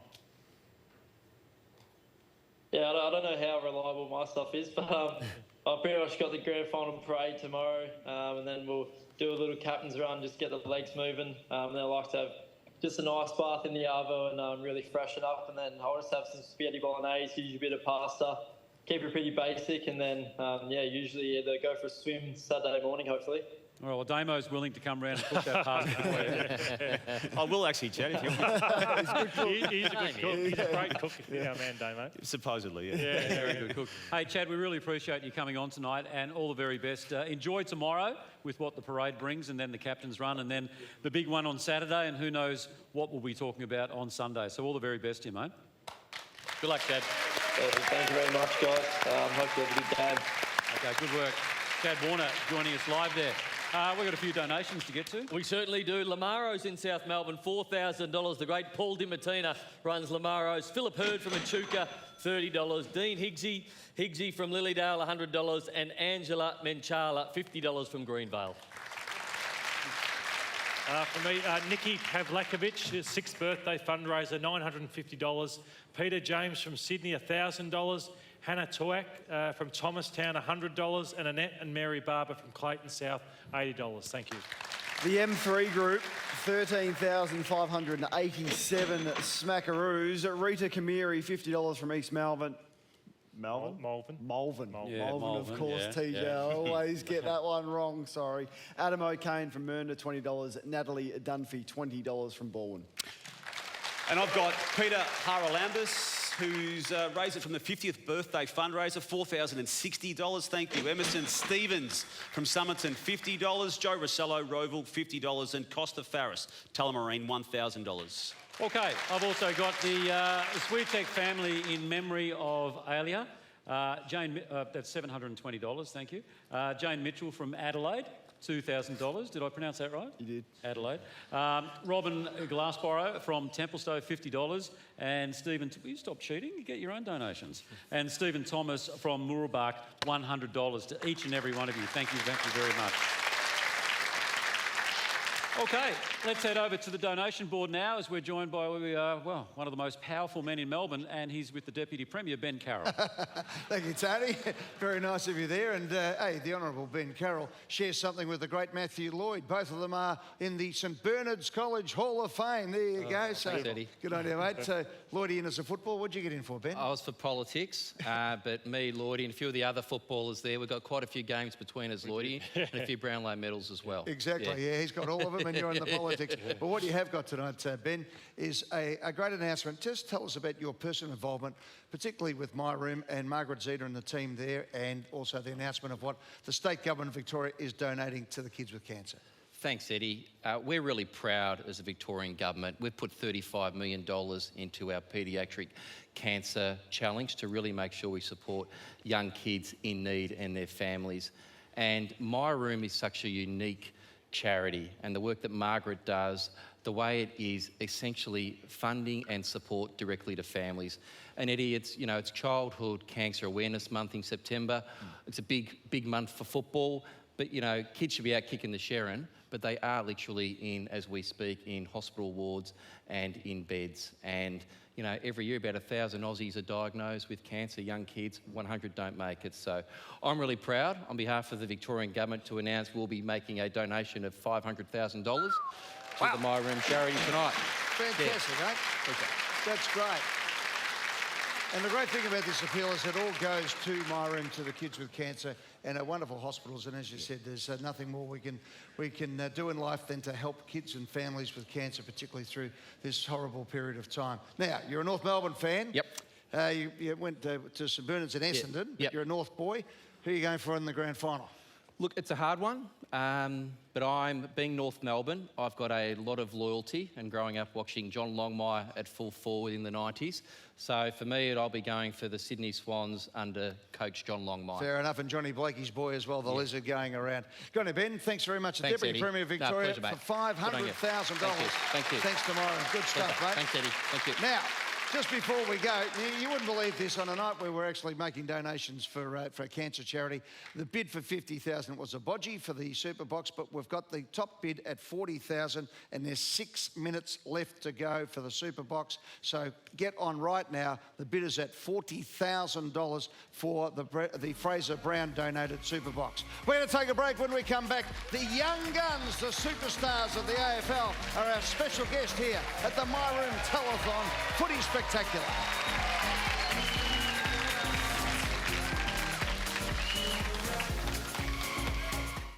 The My Room Grand Final Spectacular, proudly presented by Crown. Here's where things get interesting. It certainly does. Have a look at that. Mighty Melbourne and Crown.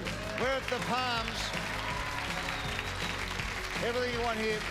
Fantastic bars. Make sure you come down, watch the grand final. Come tomorrow night, watch the Melbourne Storm take on the Sydney Roosters in the preliminary final of the NRL as well. This is the place to be. Everybody having a good time? Absolutely great to see everybody here. We have got 3 of the young guns of AFL football. They came through the same draft. We have got Tom Green, who was picked 10 in the 2019 draft. We have got, next to him, Cody Waitman, who was picked 15, and Will Day, who was picked 13 in the draft. Pretty handy draft, that one, boys. Good stuff. Tom, congratulations, mate. 5th in the Brownlow medal, everybody. What a fantastic effort from GWS. Mate, it's been a fantastic season for you. When you were sitting there and suddenly you kept getting more votes and more votes and more votes, what was it like? It was a little bit surprising, Ed. I think I polled a few more than I probably deserved, but it was, I suppose, a pleasant surprise and made the night a bit more interesting than I thought it was going to be. Let's have a look at some of your highlights, mate. You've been absolutely fantastic this year. Don't be bashful. They're magnificent, mate. You grew up in Canberra, originally from Melbourne. The family is steeped in football tradition. Your grandfather, the great Michael Green, one of the powerhouse ruckmen for Richmond, premiership player in 67, 69, 73 and 74. With a pedigree like that, I think you're staying with Michael when you're down here, is that right? Yeah. Well, here's some of Michael in action as well. So look at that, the big 37, that handball. It's like Polly Farmer, wasn't it? And Kevin Sheedy handballing over the top. Look at that little for a sneaky one. That's one of yours, Katie. Little Kevin Sheedy sneaky handball. Did you watch any of his tapes and things like that? Or? I have seen a couple. I think I've seen some of those ones from the 73 or 74 grand final, but it's really funny watching him, and I've paid him out a few times about it now, how he sort of talks about back then he was just going for his marks and trying to tap the ball, and as soon as the ball was at the ground, even if it was just there, he wasn't picking it up. It was, we didn't have to. It's Kevin Bartlett I was going to say, through. he says that it was KB's job, so yeah. It is funny watching him back, but yeah, he was obviously a super player, and it made us mad Tigers growing up. And take us through your journey. So you've got the football pedigree, but you also played a lot of rugby up in, is it rugby or league? Or the league? Union. Played a lot of union, rugby union. Got some photos of you as a little tacker there, mate, running through. When did you make the switch? And in Canberra, was it because of your football family tradition that took you to AFL? I think in the end it was, because when we first moved to Canberra particularly, it was rugby union was everything, and so to help you sort of settle in, we thought that'd be the best way, and so I really enjoyed rugby union growing up. It was a whole lot of fun, but I think in the end, with your entire family loving football, that you feel that draw as a kid. I remember I got fined one time by the AFL because I wrote the banner for the Collingwood cheer squad, and the AFL didn't like what I wrote on it. I was a bit cheeky. Now, you copped the fine this year for being a bit cheeky on your podcast, is that right? Yeah, I did. I did speak a little bit out of line. I thought that, what I said wasn't really conducive to a solution, which I think is probably the best way to go about it. All right, we'll leave it at that so I don't get another fine. But given the fact that your grandfather's a great lawyer as well, I thought you might have had an appeal. But GWS, in the end, that game against the Sydney Swans was absolutely a belter, one of the all-time greats. Sadly for you, the last quarter you fell away and got beaten by a goal there. But what do you take out of the season? Is it disappointment, or do you go away and just go, geez, we're that close? I suppose if you look at it in the entirety, it's, you know, to be able to finish as our equal highest finish for the club for the regular season is really positive, and to give yourself, you know, finishing top 4 and give yourself a double chance is really positive. But we're under no illusions. The way that we finished the season, yeah, it was really, really disappointing, and not the way that we want to, I suppose, spend a finals campaign. So we've got a lot of lessons to learn this summer. Good on you, Tom. Tom Green, everybody. What a fantastic ambassador for the sport. And again, was one of the first to put his hand up to be here for my room. My old mate over here, Cody Waitman. How are you, Codes? Going well, Ed. Good on you, buddy. What about this bloke? Isn't he a superstar? Let's roll some highlights of Cody in action, including, I think he kicked 6 in round 2, wasn't it, mate? It was a pretty big day out here. Yeah. How about that, Codes? Look at this. You're taking goals of the day, kicking them bananas from the pocket. Do you have a good day out, mate? Yeah, nice to do it in front of the Ballarat crowd. We like heading out there, so a bit of fun. Now tell me, what was it like this year to be given the number 3 made famous by the great E.J. Whitten? That was an amazing opportunity for you. Yeah, it certainly was. It's a number at our club with so much history, and yeah, it makes me pretty proud when I get to come to the club and see the names on the locker that have come before me. Obviously E.J., good mate of mine, Mitch Wallace, Granny, and many more. So yeah. For the club to allow me to have that number is something that's I do really appreciate and I take with pride. Alan Stoneham got it after EJ as well back in those days. Another young blonde superstar coming through. You were a bit worried at one stage when they offered you number 3. You know, what was it like? What went through your mind? Did you think, wow, this is a big number to have on your back? Yeah, I mean, you just want to do it right. And I started with number 19 and I was fortunate enough to have my career start and I felt like it was going all right. And I'm pretty superstitious, so I didn't want to wreck anything. But fortunately enough, I've been able to keep playing and loving my time at Western Bulldogs and wearing the 3. Good stuff, mate. Now, you've been surfing in Bali in the last couple of weeks, have you? Yeah. Got some vision here. Have a look. There he is. Yeah, no, I thought I'd get a tan on for this event. So. How'd you go? Yeah, no good. Got burnt. What about you? Got wiped out there too? Yeah. How long have you been surfing for? All my life really, but more now that I'm in the city and got urban surf around the corner, which is nice. So you go to the urban surf, do you? Yeah, try to. Yep. Yeah, no, it's good fun. And your family's up on the Murray River as well. Yeah, you can actually surf behind the boats these days, which is pretty cool. So Dad sold that boat, which I was a bit annoyed about, and now he slalom skis. But yeah, that was pretty fun, and the river life's awesome. Give me a quick plug, Goolwa Retreat, if you ever want a river com. All right, there you go. All right, we'll get that one. Get them to donate to my room as well. Now, Cody, I want to show some of your artwork. You're a very accomplished artist, and you actually had an exhibition in Fitzroy this year where you made $40,000 for the Make-A-Wish Foundation, which is fantastic. It's great. Tell us about the inspiration. You do some murals, you do a lot of different things, you do a lot of skateboards. You actually presented one to the great Tom Brady. Tell us about the art and what it means to you in your life. Yeah, I think similar to footy, for me as a kid, it's a real passion of mine and something that gives me a lot of joy. And I find that as footy sort of become more of a job and it becomes a lot more serious as a professional, art gives me that release and it's a way I can get out my creativity and have my freedom. So yeah, it's been a really fun journey to explore that a bit more over the last few years, and it was such a good event to see so many people come down and support and try to make an event for better like we're doing tonight. And yeah, really moving to see so many donations, and I'm keen to do those wishes in the next few months. Good on you, mate. Well, Will Day's from Hawthorn, and he's one of those players, few Hawkers down there. Will Day, to me, as a commentator, is just one of those guys who can change a game. Injured his foot last year, missed the start of the season, coincided with him coming back, and the Hawks started to really fly this year.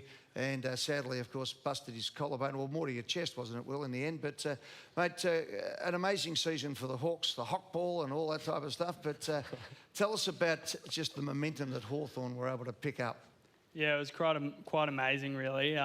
Starting the year 0-5 was pretty grim, and yeah, around the club it was pretty sombre. But once you start winning and, as you said, get a bit of momentum, there's a bit of a snowball effect, and you couldn't really stop it by the end of it. And I thought it was fantastic that, you know, for all the happiness and the Hawk ball and Guinea going to the pub the night before, it all turned back to the horrible Hawks in the last game against Port Adelaide.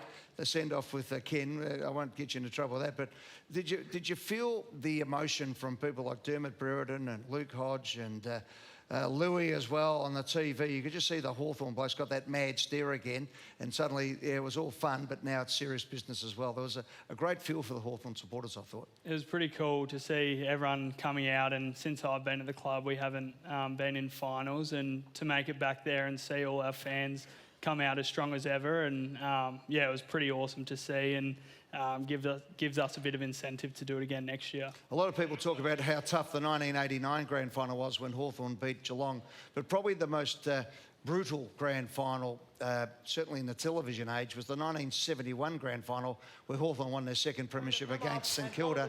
And who's that bloke who's getting a kick there, mate? Yeah, it's Grandpa running around. He had a bit of an early day, got concussed and was off by half-time. He doesn't remember too much of the day, but yeah, got the premiership. Yeah, well, I think everyone got concussed that day. It was unbelievable, of course. Famously, the great Peter Hudson kicked his 150th goal with half his hair hanging off after he'd been belted senseless in that game. It was a huge... So he obviously has watched it back, your grandfather Robert, but a premiership player at the Hawthorn Football Club. What's that meant to you over the years? It's really special. Coming to the club, I didn't expect to be drafted by Hawthorn, and to hear my name read out, and I was with Grandpa at the time, he was over the moon. And yeah, the family club that we are, all the connections that we have is really awesome, and to be able to wear his number 12 as well, is something that I hold really dear to my heart. Now tell us about the injury at the moment. Where's that with you? Because it was... I know you tried to get back, but it was just too dangerous. You could have actually really punctured your lung and caused a lot of internal injury. What actually is the situation? Yeah, so initially we just thought it's a bit of a standard collarbone issue, but as time went on, it got a bit more complicated, and yeah, couldn't thank our doctors and our high performance team enough. The amount of work they put in to know that they'd make the decision that's best for my health and well-being. So I was really optimistic at the start, but as I kept getting some news, I knew it was a bit more complicated, and in the end, it wasn't worth the risk. Okay, we're going to roll some videotape here. Tell us about the Nexus Edge. Now, this is a company founded by you and your dad, Julian, and it's we used to do this on the old washing line back in the day, but you've actually made this a lot more sophisticated. Tell us about what you're doing here. Yeah, I won't take too much of the credit, but Dad's had a bit of a passion about it the last few years, and he's got it up and going, and he's been a part of my coaching all through my juniors, and he's really passionate about training and getting grassroots footy as good as it can be. So, yeah, it's a bit of a marking tool for Oz kickers, and yeah, it's great for them to learn how to get up and mark the footy. And what about this, ladies and gentlemen? Not only has Will given his time tonight to come onto the show, but he and his dad and the company are going to donate $7,500. So, fantastic. Hang on. Remember that ad? There's more.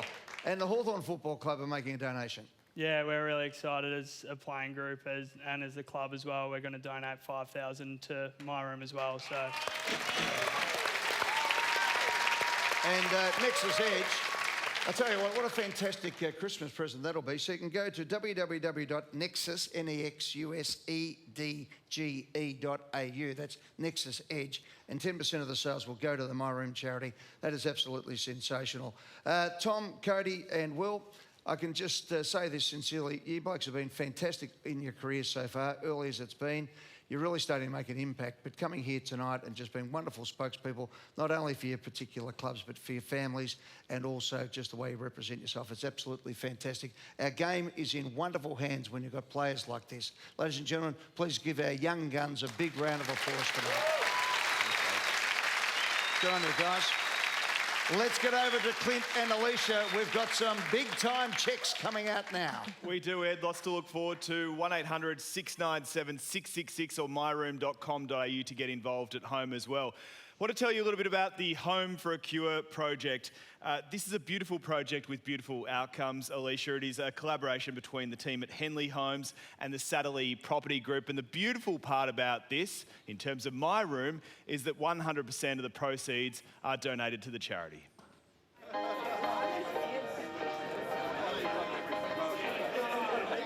We were introduced to Margaret Zeta about 7 years ago. First heard the story about My Room and quite quickly made the decision that we would partner with them. And so every year since then, we've donated a block of land, partnered with a builder who's built a house, and then we sell the house and the proceeds from the sale have gone to My Room. And we can't think of a better cause to get behind. We're committed and will remain committed for the foreseeable future.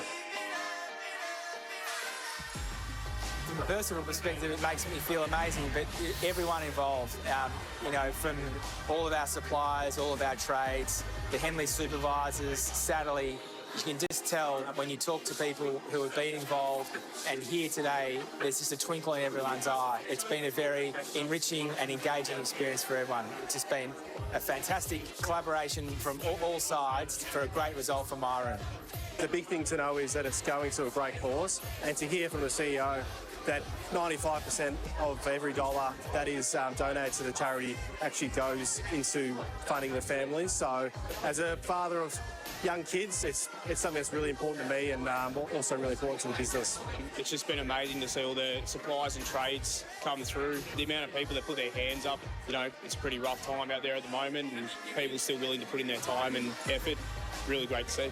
Knowing that all that money is going to My Room charity, really great result. Thanks to all the trades and suppliers and that who did it all for free. So yeah. They are beautiful homes, and isn't it wonderful that all proceeds, of course, come to My Room. And I'm very pleased to welcome to the stage, ladies and gentlemen, give it up for Jack Hoffman, who is from Satterley, and also Ben Griffiths from Henley Homes. Good to see you, boys. Good to Jack be and here. Ben, it's always lovely to be here with you at this time of the year. You pledged $900,000 last year. How did the auction go? Yeah, so we built that house during the course of late last year and into early this year, and we auctioned that off in August, or sold it off in August, and we're pleased to be able to tell you tonight that we got a lot more than 900,000. We got 1.1, and we've got an extra check for you. Oh, so there's a bonus, $200,000. So that's a bonus 200K before we even start, which is great. Yeah, so that was from the 2023 home, and so we're here to present that, but we've got some more news So about... since then, we've had this year's home sell before auction, and that was just a couple of weeks ago. Yeah, that's right, Clint. This year, the house in Mickleham sold about 3 weeks ago, just before auction, and the result, it's our biggest one yet. Sold for $1 million. $1 million bucks. We've got So a check for $1 million. combined, $1.2 million.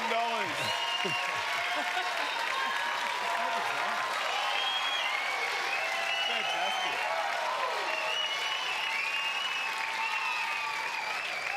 They are beautiful homes, of course, and that is a stack of cash. Congratulations, It's boys. amazing. Now, have we thought about 2025 yet, or am I jumping the gun a little bit Margaret's here? backstage, sort of wondering, Yeah, hoping. she's put me under the pump to ask. Yeah, so Absolutely. I've got to ask Jack the question. Do you want to do it again next year? Absolutely, we do. They're in. They're There we in go. next year. Good to see, boys. Thanks so much for your support. We really appreciate it. $1.2 million, Eddie. How about that? How about that, indeed? That is unbelievable. So thank you to Henley. And, of course, Satterley. Nigel Satterley is one of the great West Coast Eagles supporters, and I think he's been on the board for years, and I think he paid all their salary cap. Oh, no, he didn't do that. But, No, they got a new home. Oh, no, the salary cap. No, Nigel's an absolute ripper. He's here. He donates this all the time. He's been fantastic with the Perth Telethon on Channel 7. But to be able to do that, and guys, please send our salutations back to Nigel and all the team at Henley and Satterley. Put our hands together. What a $1.2 million. Wow. Thanks, Alicia. Thank you very much, Clint.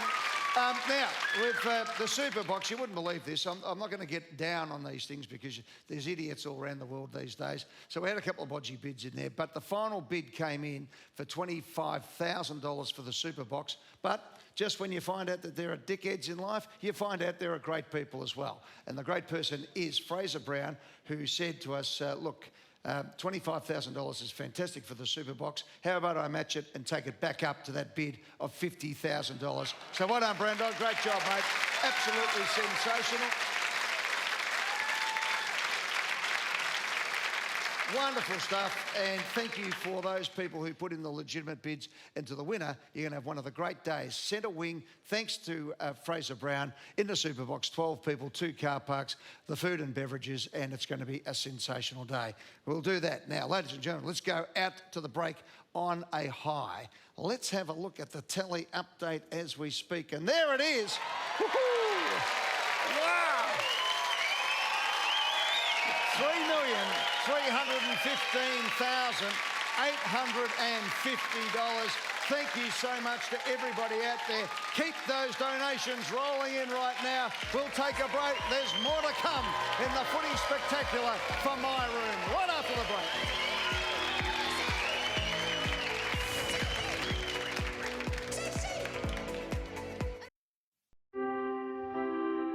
I had a prenatal diagnosis that James would have Down syndrome. We get his bloods done yearly, which was advised with him having Down syndrome. I was at work and got the phone call confirming that he had leukemia. From there, it was straight into emergency and just kept snowballing pretty much. I felt a crushing feeling on your chest, that he wouldn't survive it and that he'd get really, really sick. Yeah, broke my heart.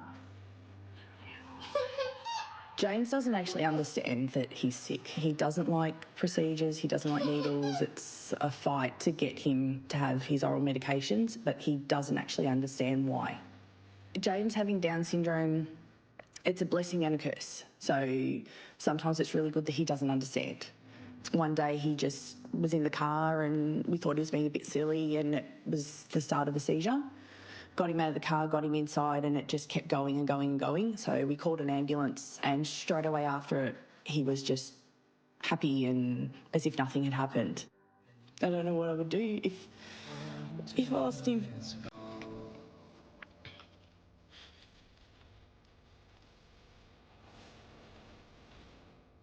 James is, from the minute he wakes up to the minute he goes to sleep, he's a ball of energy.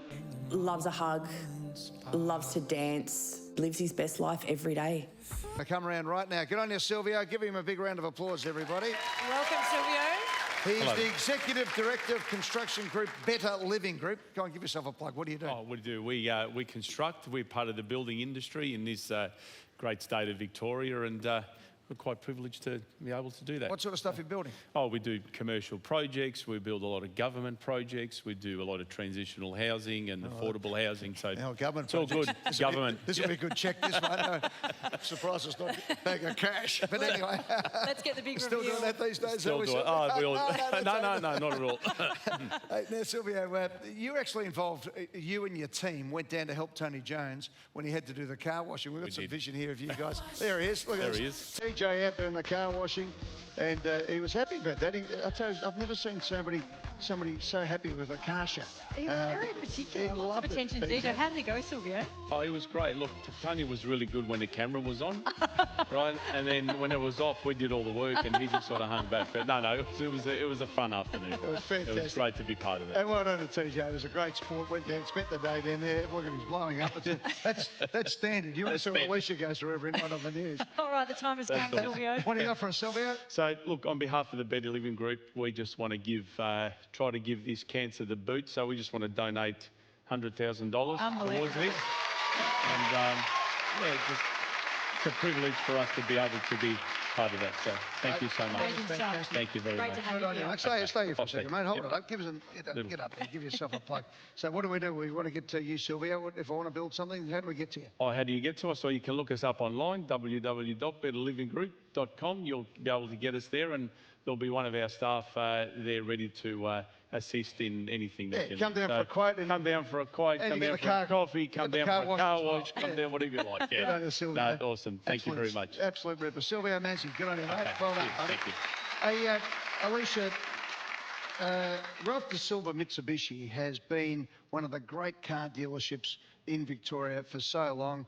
Ralph has been an absolute beauty. His son, Jason, these days is the managing director. Yep. They've been an amazing family. Let's go out to valet parking right now, where Lauren Phillips has something very special for us.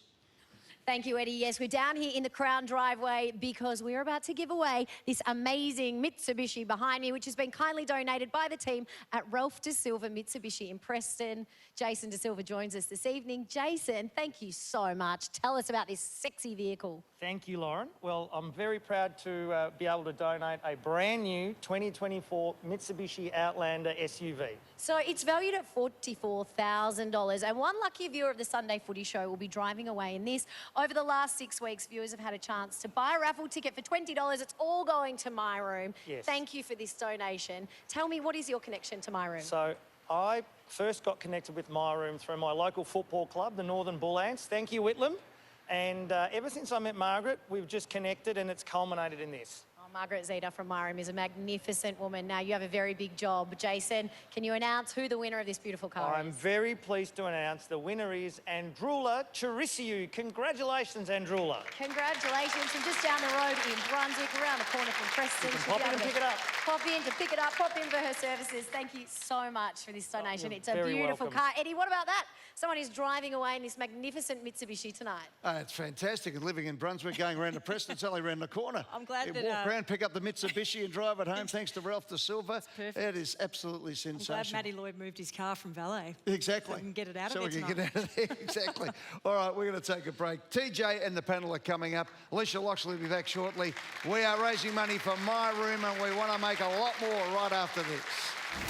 After the break, the Sunday Footy Show team are back at the desk. Billy Brownless is with a grand final hero from Brisbane's famous three-peat. Racing royalty Michelle Payne drops by with her grand final tip. Plus, he's set to open for Coldplay on their upcoming Australian tour. Emmanuel Kelly is here to perform live. Don't go anywhere.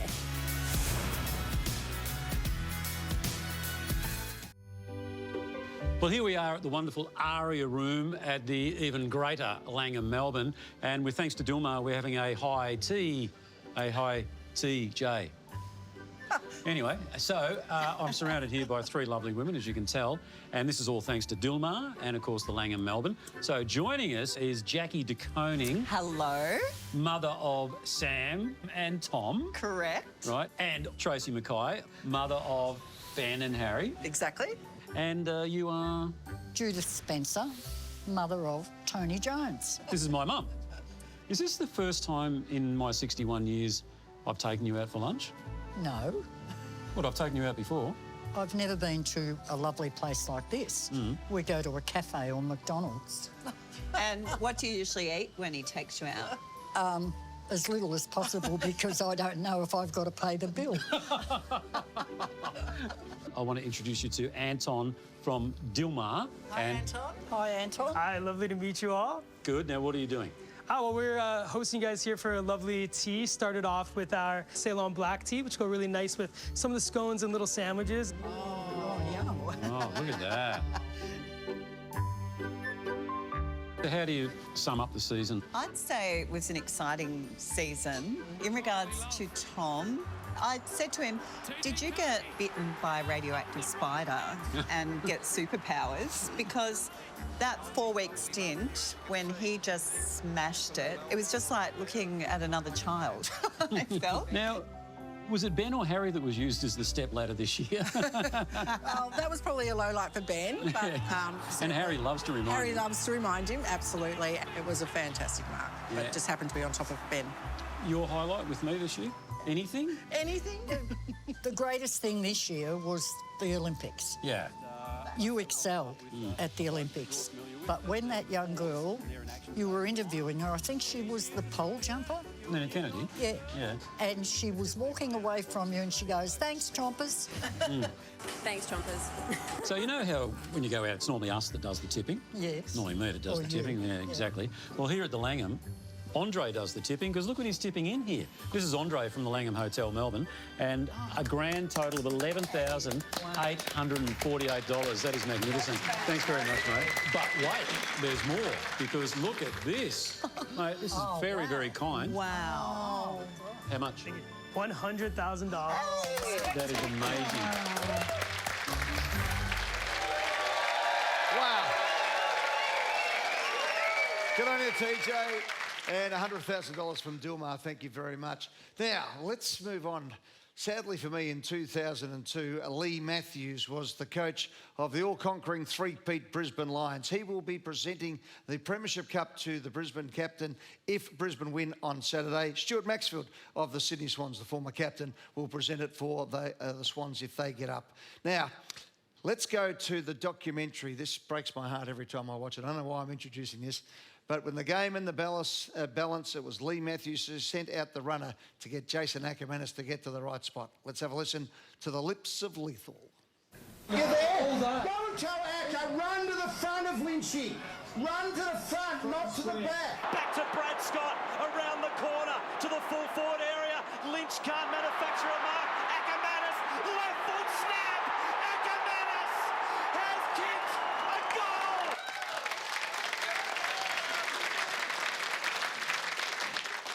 I still have conniptions every time I say that. Oh, it was such a great goal for Jason Ackermanis on the left foot, who also had a bad groin injury at that stage. So amazing bit of coaching from Lee Matthews and Jason Ackermanis. Let's go to the sports bar now, and you wouldn't believe it, at the sports bar here at Crown, I think it's Lee Matthews, is it? Who's there? What's going on? G'day, mate. What's happening? I told Acker, I bloody told Acker to get to the front of Lynchy, and he kicked the goal, and we won the flag. Isn't that right, Acker? Was another one of the 50 games I won us, as I did every time. But geez, you've grown, Lee. You've grown up and you've grown out. But by the way, if you're playing at home on Lee Matthews, hey, now tell us, he was a great coach. We love Lethal, but he was a bit harsh on you, wasn't he? Because he reckons you didn't get the hard ball. Yeah, he said to me, your hard ball gets, they're down to nothing. I said, wait a minute, Lee, this is after you give it to Michael Voss and Simon Black about not getting enough hard ball gets against Sydney. I said, hang on, Lee.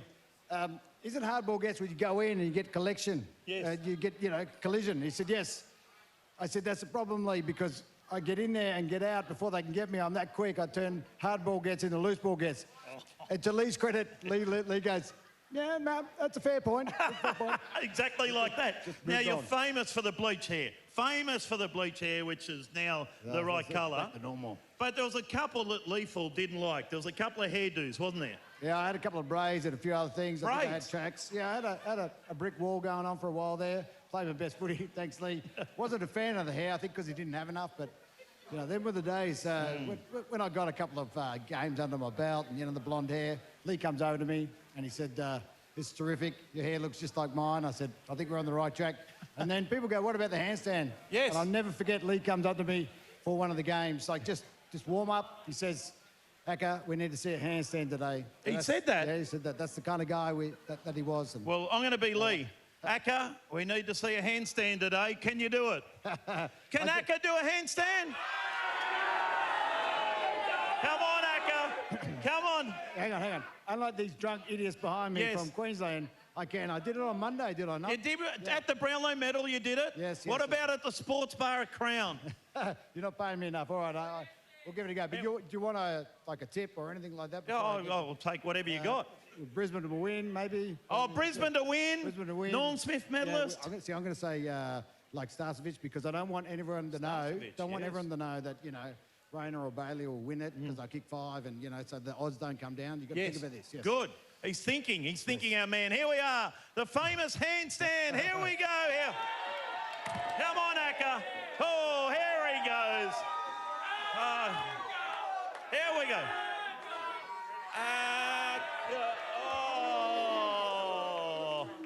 That was it. Well done. I'm getting a bit old. It's not that easy. Take two. Take two. Take two, Eddie. We're not going anywhere. Yes! Well done, Acker. He's still got it.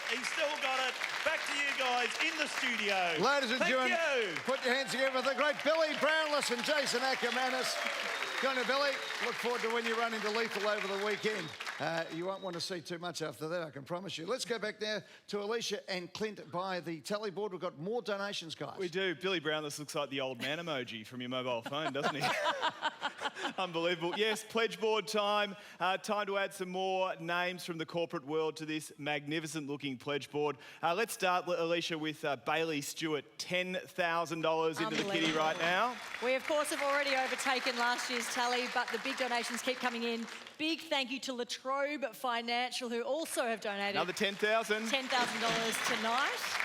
And if you'd like to donate at home, of course, 1-800-697-666. That call centre is open right now to take your dollars, myroom.com.au, or the QR code you can see on your screen. Absolutely. We've got another couple of big checks coming, though, Eddie. So without further ado, let's get San Lorenzo out here. Elvis Chiavalli, who is the owner of San Lorenzo Restaurant. Good to see you, Elvis. Welcome. Good to see you. How are you? Very well, thank you. How are you? Obviously very pleased to be supporting My Room and the work that they're doing. Yes, we are. We sponsored the major golf day last year, San Lorenzo Golf Day, and we had an amazing result. So glad to be back on board, and here we are. Tell us about San Lorenzo Restaurant. The San Lorenzo Restaurant in Scoresby, Caribbean Park, Scoresby. We've been there 5 years now, and very old-fashioned service, Italian restaurant. Best love course? what I do. Best course? Yeah. What do we need to get? Ooh, in what way? Well, food-wise, though. Food-wise. Best course, probably the linguine frutti di mare. Okay, there you go. We got there in the end. Yeah, Okay, time for the big reveal. Elvis, what are you donating for My Room tonight? Well, we're donating $25,000 Good on you. for My Room. Thank you, Elvis. Thank you. Appreciate it. Appreciate your support. Thank you very, very much. Thank you very much, Elvis. Thanks for having me. Let's have Anand Surujpal out from Paddy's Food Group now. Anand Surujpal. G'day, Anand. Hello, mate. Good How to are see you? you. How are you? Alicia, very good, thank you. Good to see you. Good to be seen. How's Paddy's going at the moment? Amazing. Like, we continue. Lots of party pies and sausage rolls. This is a And big this time of weekend the for year, Paddy's, right? It's footy finals time. We love it. Very good. And My Room, you've been supporting in a unique way. Yeah, we have been. So we've got 1,500 people across Australia who are really passionate supporters of My Room, and Margaret has been incredible at teaching us about the entire charity. So we were delighted when our organisation decided to support it.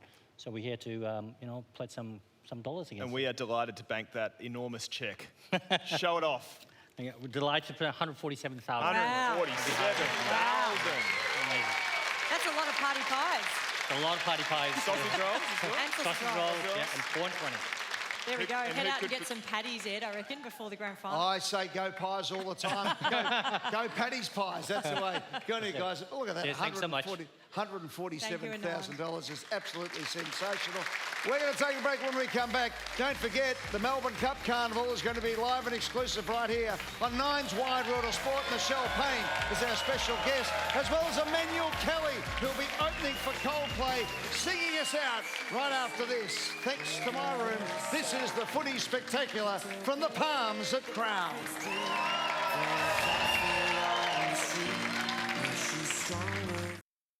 I'm Associate Professor Jason Kane. I'm the My Room Children's Cancer Charity Research Fellow. In my lab, we study, investigate childhood cancers, in particular sarcomas, which are a rare collective of childhood cancers. Sarcomas are cancers of the connective tissues in the body. So that includes bone, cartilage, muscle, fat, even blood vessels. And so they can occur in any location throughout the body. The difficulty of diagnosing sarcoma is significant. The symptoms are normal kind of symptoms associated with growing pains, perhaps a sporting injury, so it could just be a small lump. And so they're actually really difficult to diagnose, and that poses a problem because sometimes these diagnoses can be late. And obviously the earlier these cancers are diagnosed and the earlier the patients receive treatments, the better the outcomes the patients are going to have. Having My Room support the lab is amazing. It's enabling us to do work that we would otherwise not be able to do. The important research we're doing now would not exist without the support from My Room. I'll keep working in childhood cancer research for as long as I can, or until we find a cure for childhood cancer. And that is how My Room is making a difference. That is this first funding pledge of its kind that is going towards the Hudson Institute to make sure that we can get to that 100% cure rate. So that is why we are all here, ladies and gentlemen. So thank you to everyone who has dug deep tonight. At home especially, 1800 697 666 or myroom.com.au, or the QR code you can see on your screen. Some extra donations to add to the bustling pledge board right now. Busy up there, isn't it? Thank you to Hugo Boss, the team at Hugo Boss, $10,000. And also to our friends at Nicholson Construction, $11,636, Alicia. Very nice indeed. Okay, time for some more big checks because we love a novelty check. I would like to welcome out onto stage David Woodford, who is a partner at Grillo Higgins Lawyers. David, welcome. Good to see you, Dave. Everyone give Good to David see a warm round of applause. Tell us a little bit about your firm and also why you wanted to support My Room. Yeah, so Grillo Higgins Lawyers has been a long supporter of My Room, providing pro bono legal services for over a decade now. And I myself have a 9-year-old daughter, and several of the Grillo Higgins team have children. And sort of seeing the work that My Room does with these kids just is a real reminder of why it's a pleasure to be involved. Oh, well, we appreciate it so much. How much are you donating tonight? We are donating $20,000. Well done. Well done. Well, thank you for your personal investment as well. We really appreciate it. Thanks, guys. Thank you very much. Let's check in with a friend of the Nine Network, a friend of My Room over many, many years. It is the man, the myth, the legend that is Danny Wallace. Danny Wallace joins us in the room. Ladies and gentlemen, Hello, big round Danny. of applause for Danny. Always good to see you, Danny. How are things right now? Yeah, pretty good. Going well? Yeah. Good. Always good to see you with a smile on your face. That means that you're going to be very generous to the cause tonight, no doubt. We always are. There's always an unusual number attached to Danny's donations. Which we love. We do. Danny, tell us more about what you're going to be donating tonight. Hold on, please stand up. Haven't done it quite right yet. Haven't done it quite right because missing the numbers on the end. Okay. But we're donating $20,000.07. 20,007 cents. We'll add it to the tally very shortly. Danny Wallace, sensational work as always. A long time supporter of My Room. We do appreciate for your support now and always, Danny. Also, one more to add to the tally board right now. It is from M3 Consultants, $13,586.87. Thank you, M3 Group. Sensational stuff right there.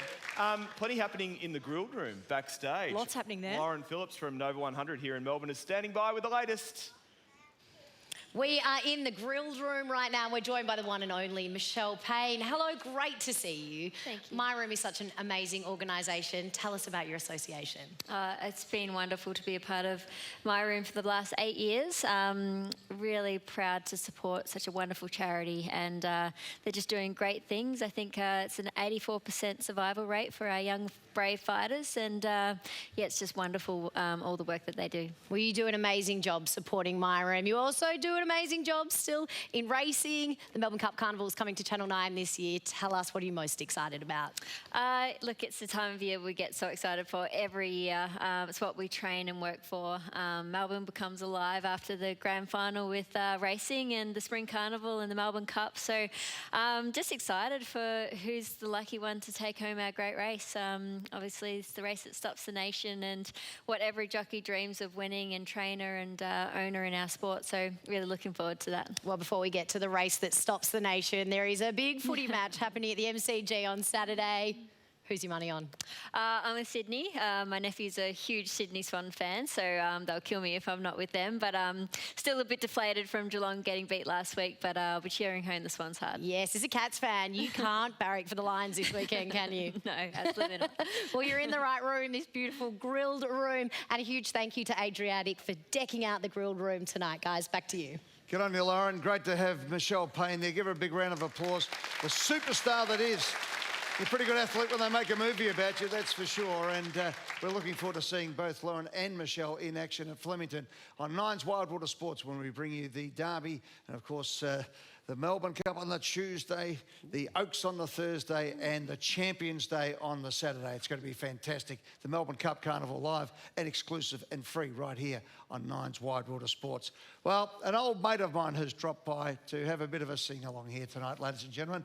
Emmanuel Kelly, it's one of the great stories. G'day, mate. How are you? First Good, mate. Buddy, I thought you were the one singing. What's that? I thought you were the one Mate, singing. if I could sing, you'd know by now, I can tell you, okay? I'd have opened up every show in the world that I've ever done. Emmanuel, just a quick little introduction for people who may not know Emmanuel.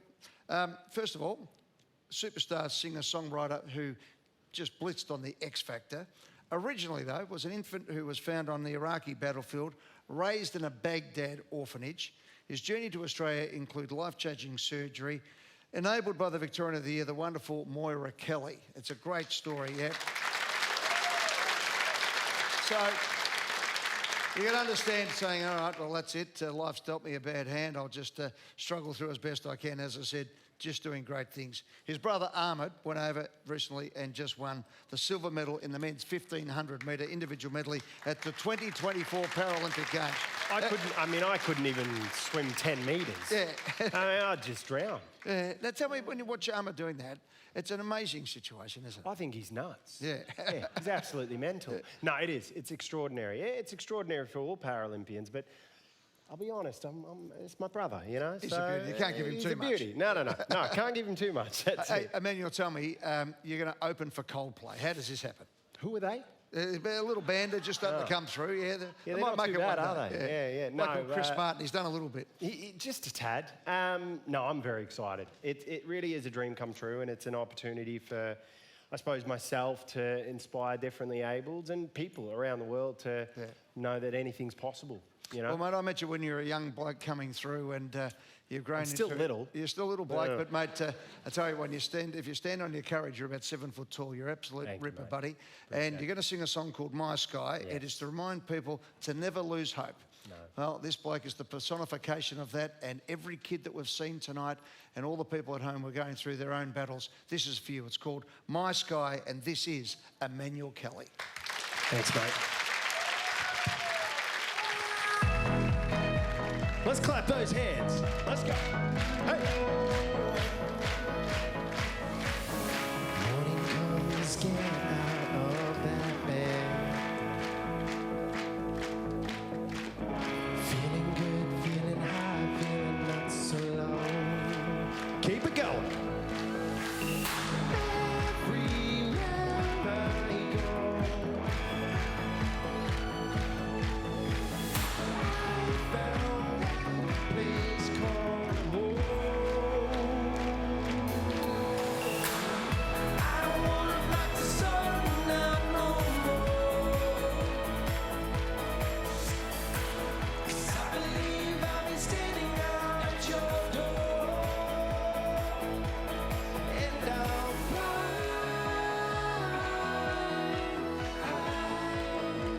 Let's fly high together. This is my sky. Night has come, I'm staring at the star,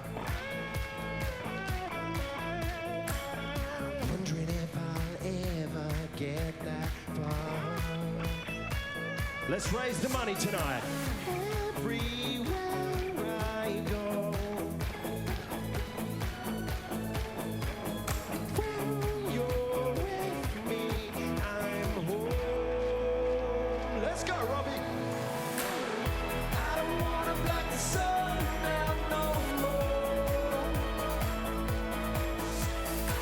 'cause I believe I'll be standing out at your door,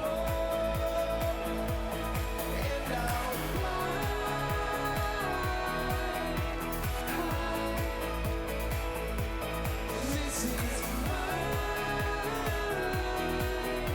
sky. If you can get up on your feet, get up on your feet. Let's go.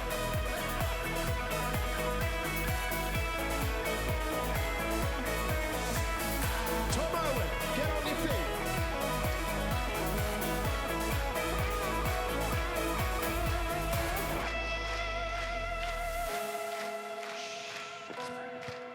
Here we go.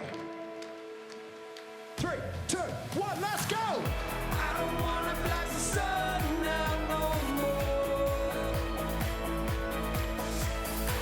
'cause I believe I'll be standing out at your door, and I'll fly high. This is my sky. 3, 2, 1, let's go!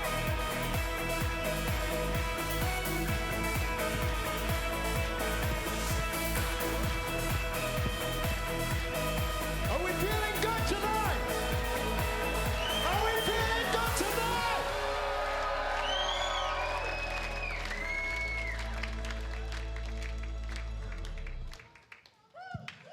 This is our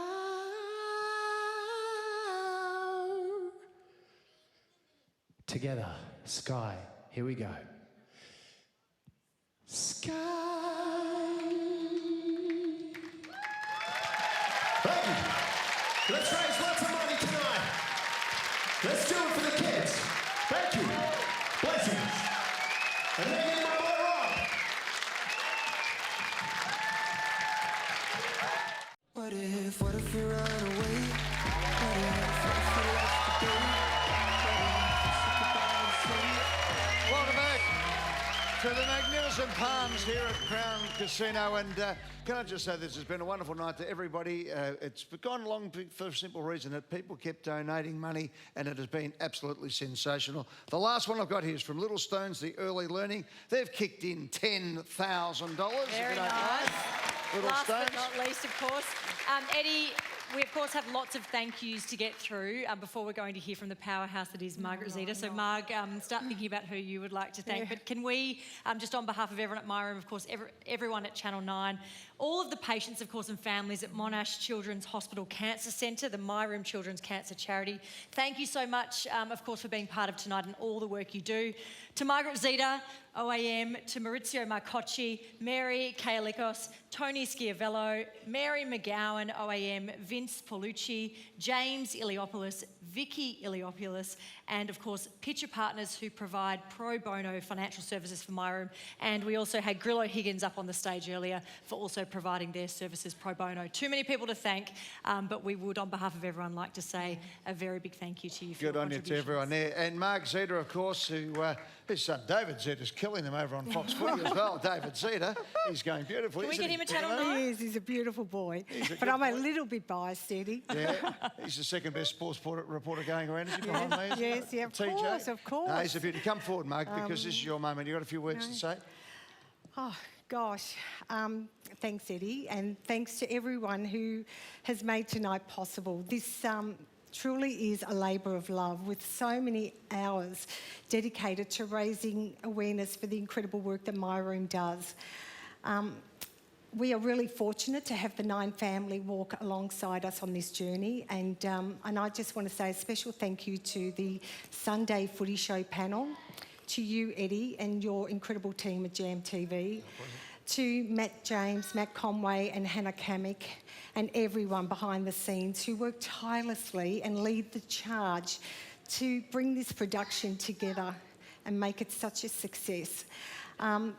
I also just want to thank our incredible volunteers, especially those in the Probe CX phone room, to our incredible ambassadors, to our My Room committee, all volunteer-led, to our incredible cornerstone partners, to our donors, to our beautiful viewers tonight who have tuned in to learn more about the incredible work that My Room does.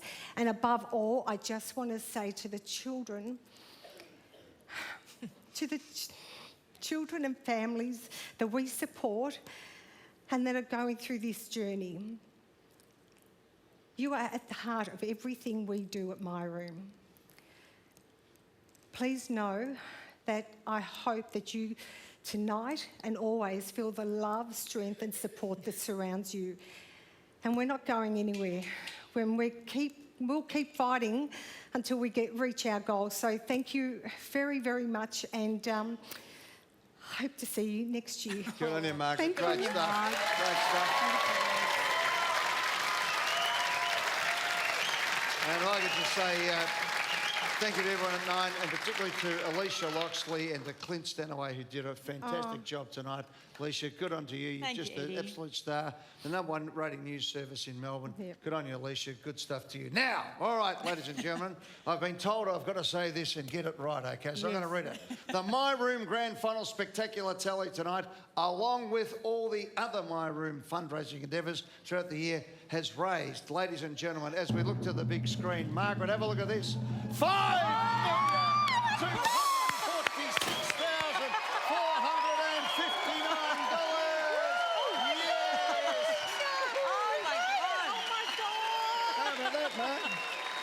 How about that?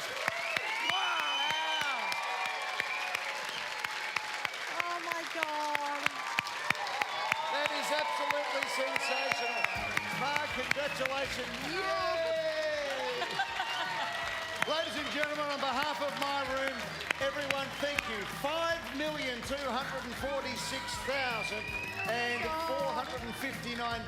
A magnificent effort on a Thursday night. Enjoy the grand final. We'll see you on the Sunday Footy Show on Sunday. It's been a magnificent year for AFL on 9. Hope you've enjoyed it. Catch you next time. Well done to everyone at my room. It's been a pleasure on behalf of the 9 Network. Oh, that is so good.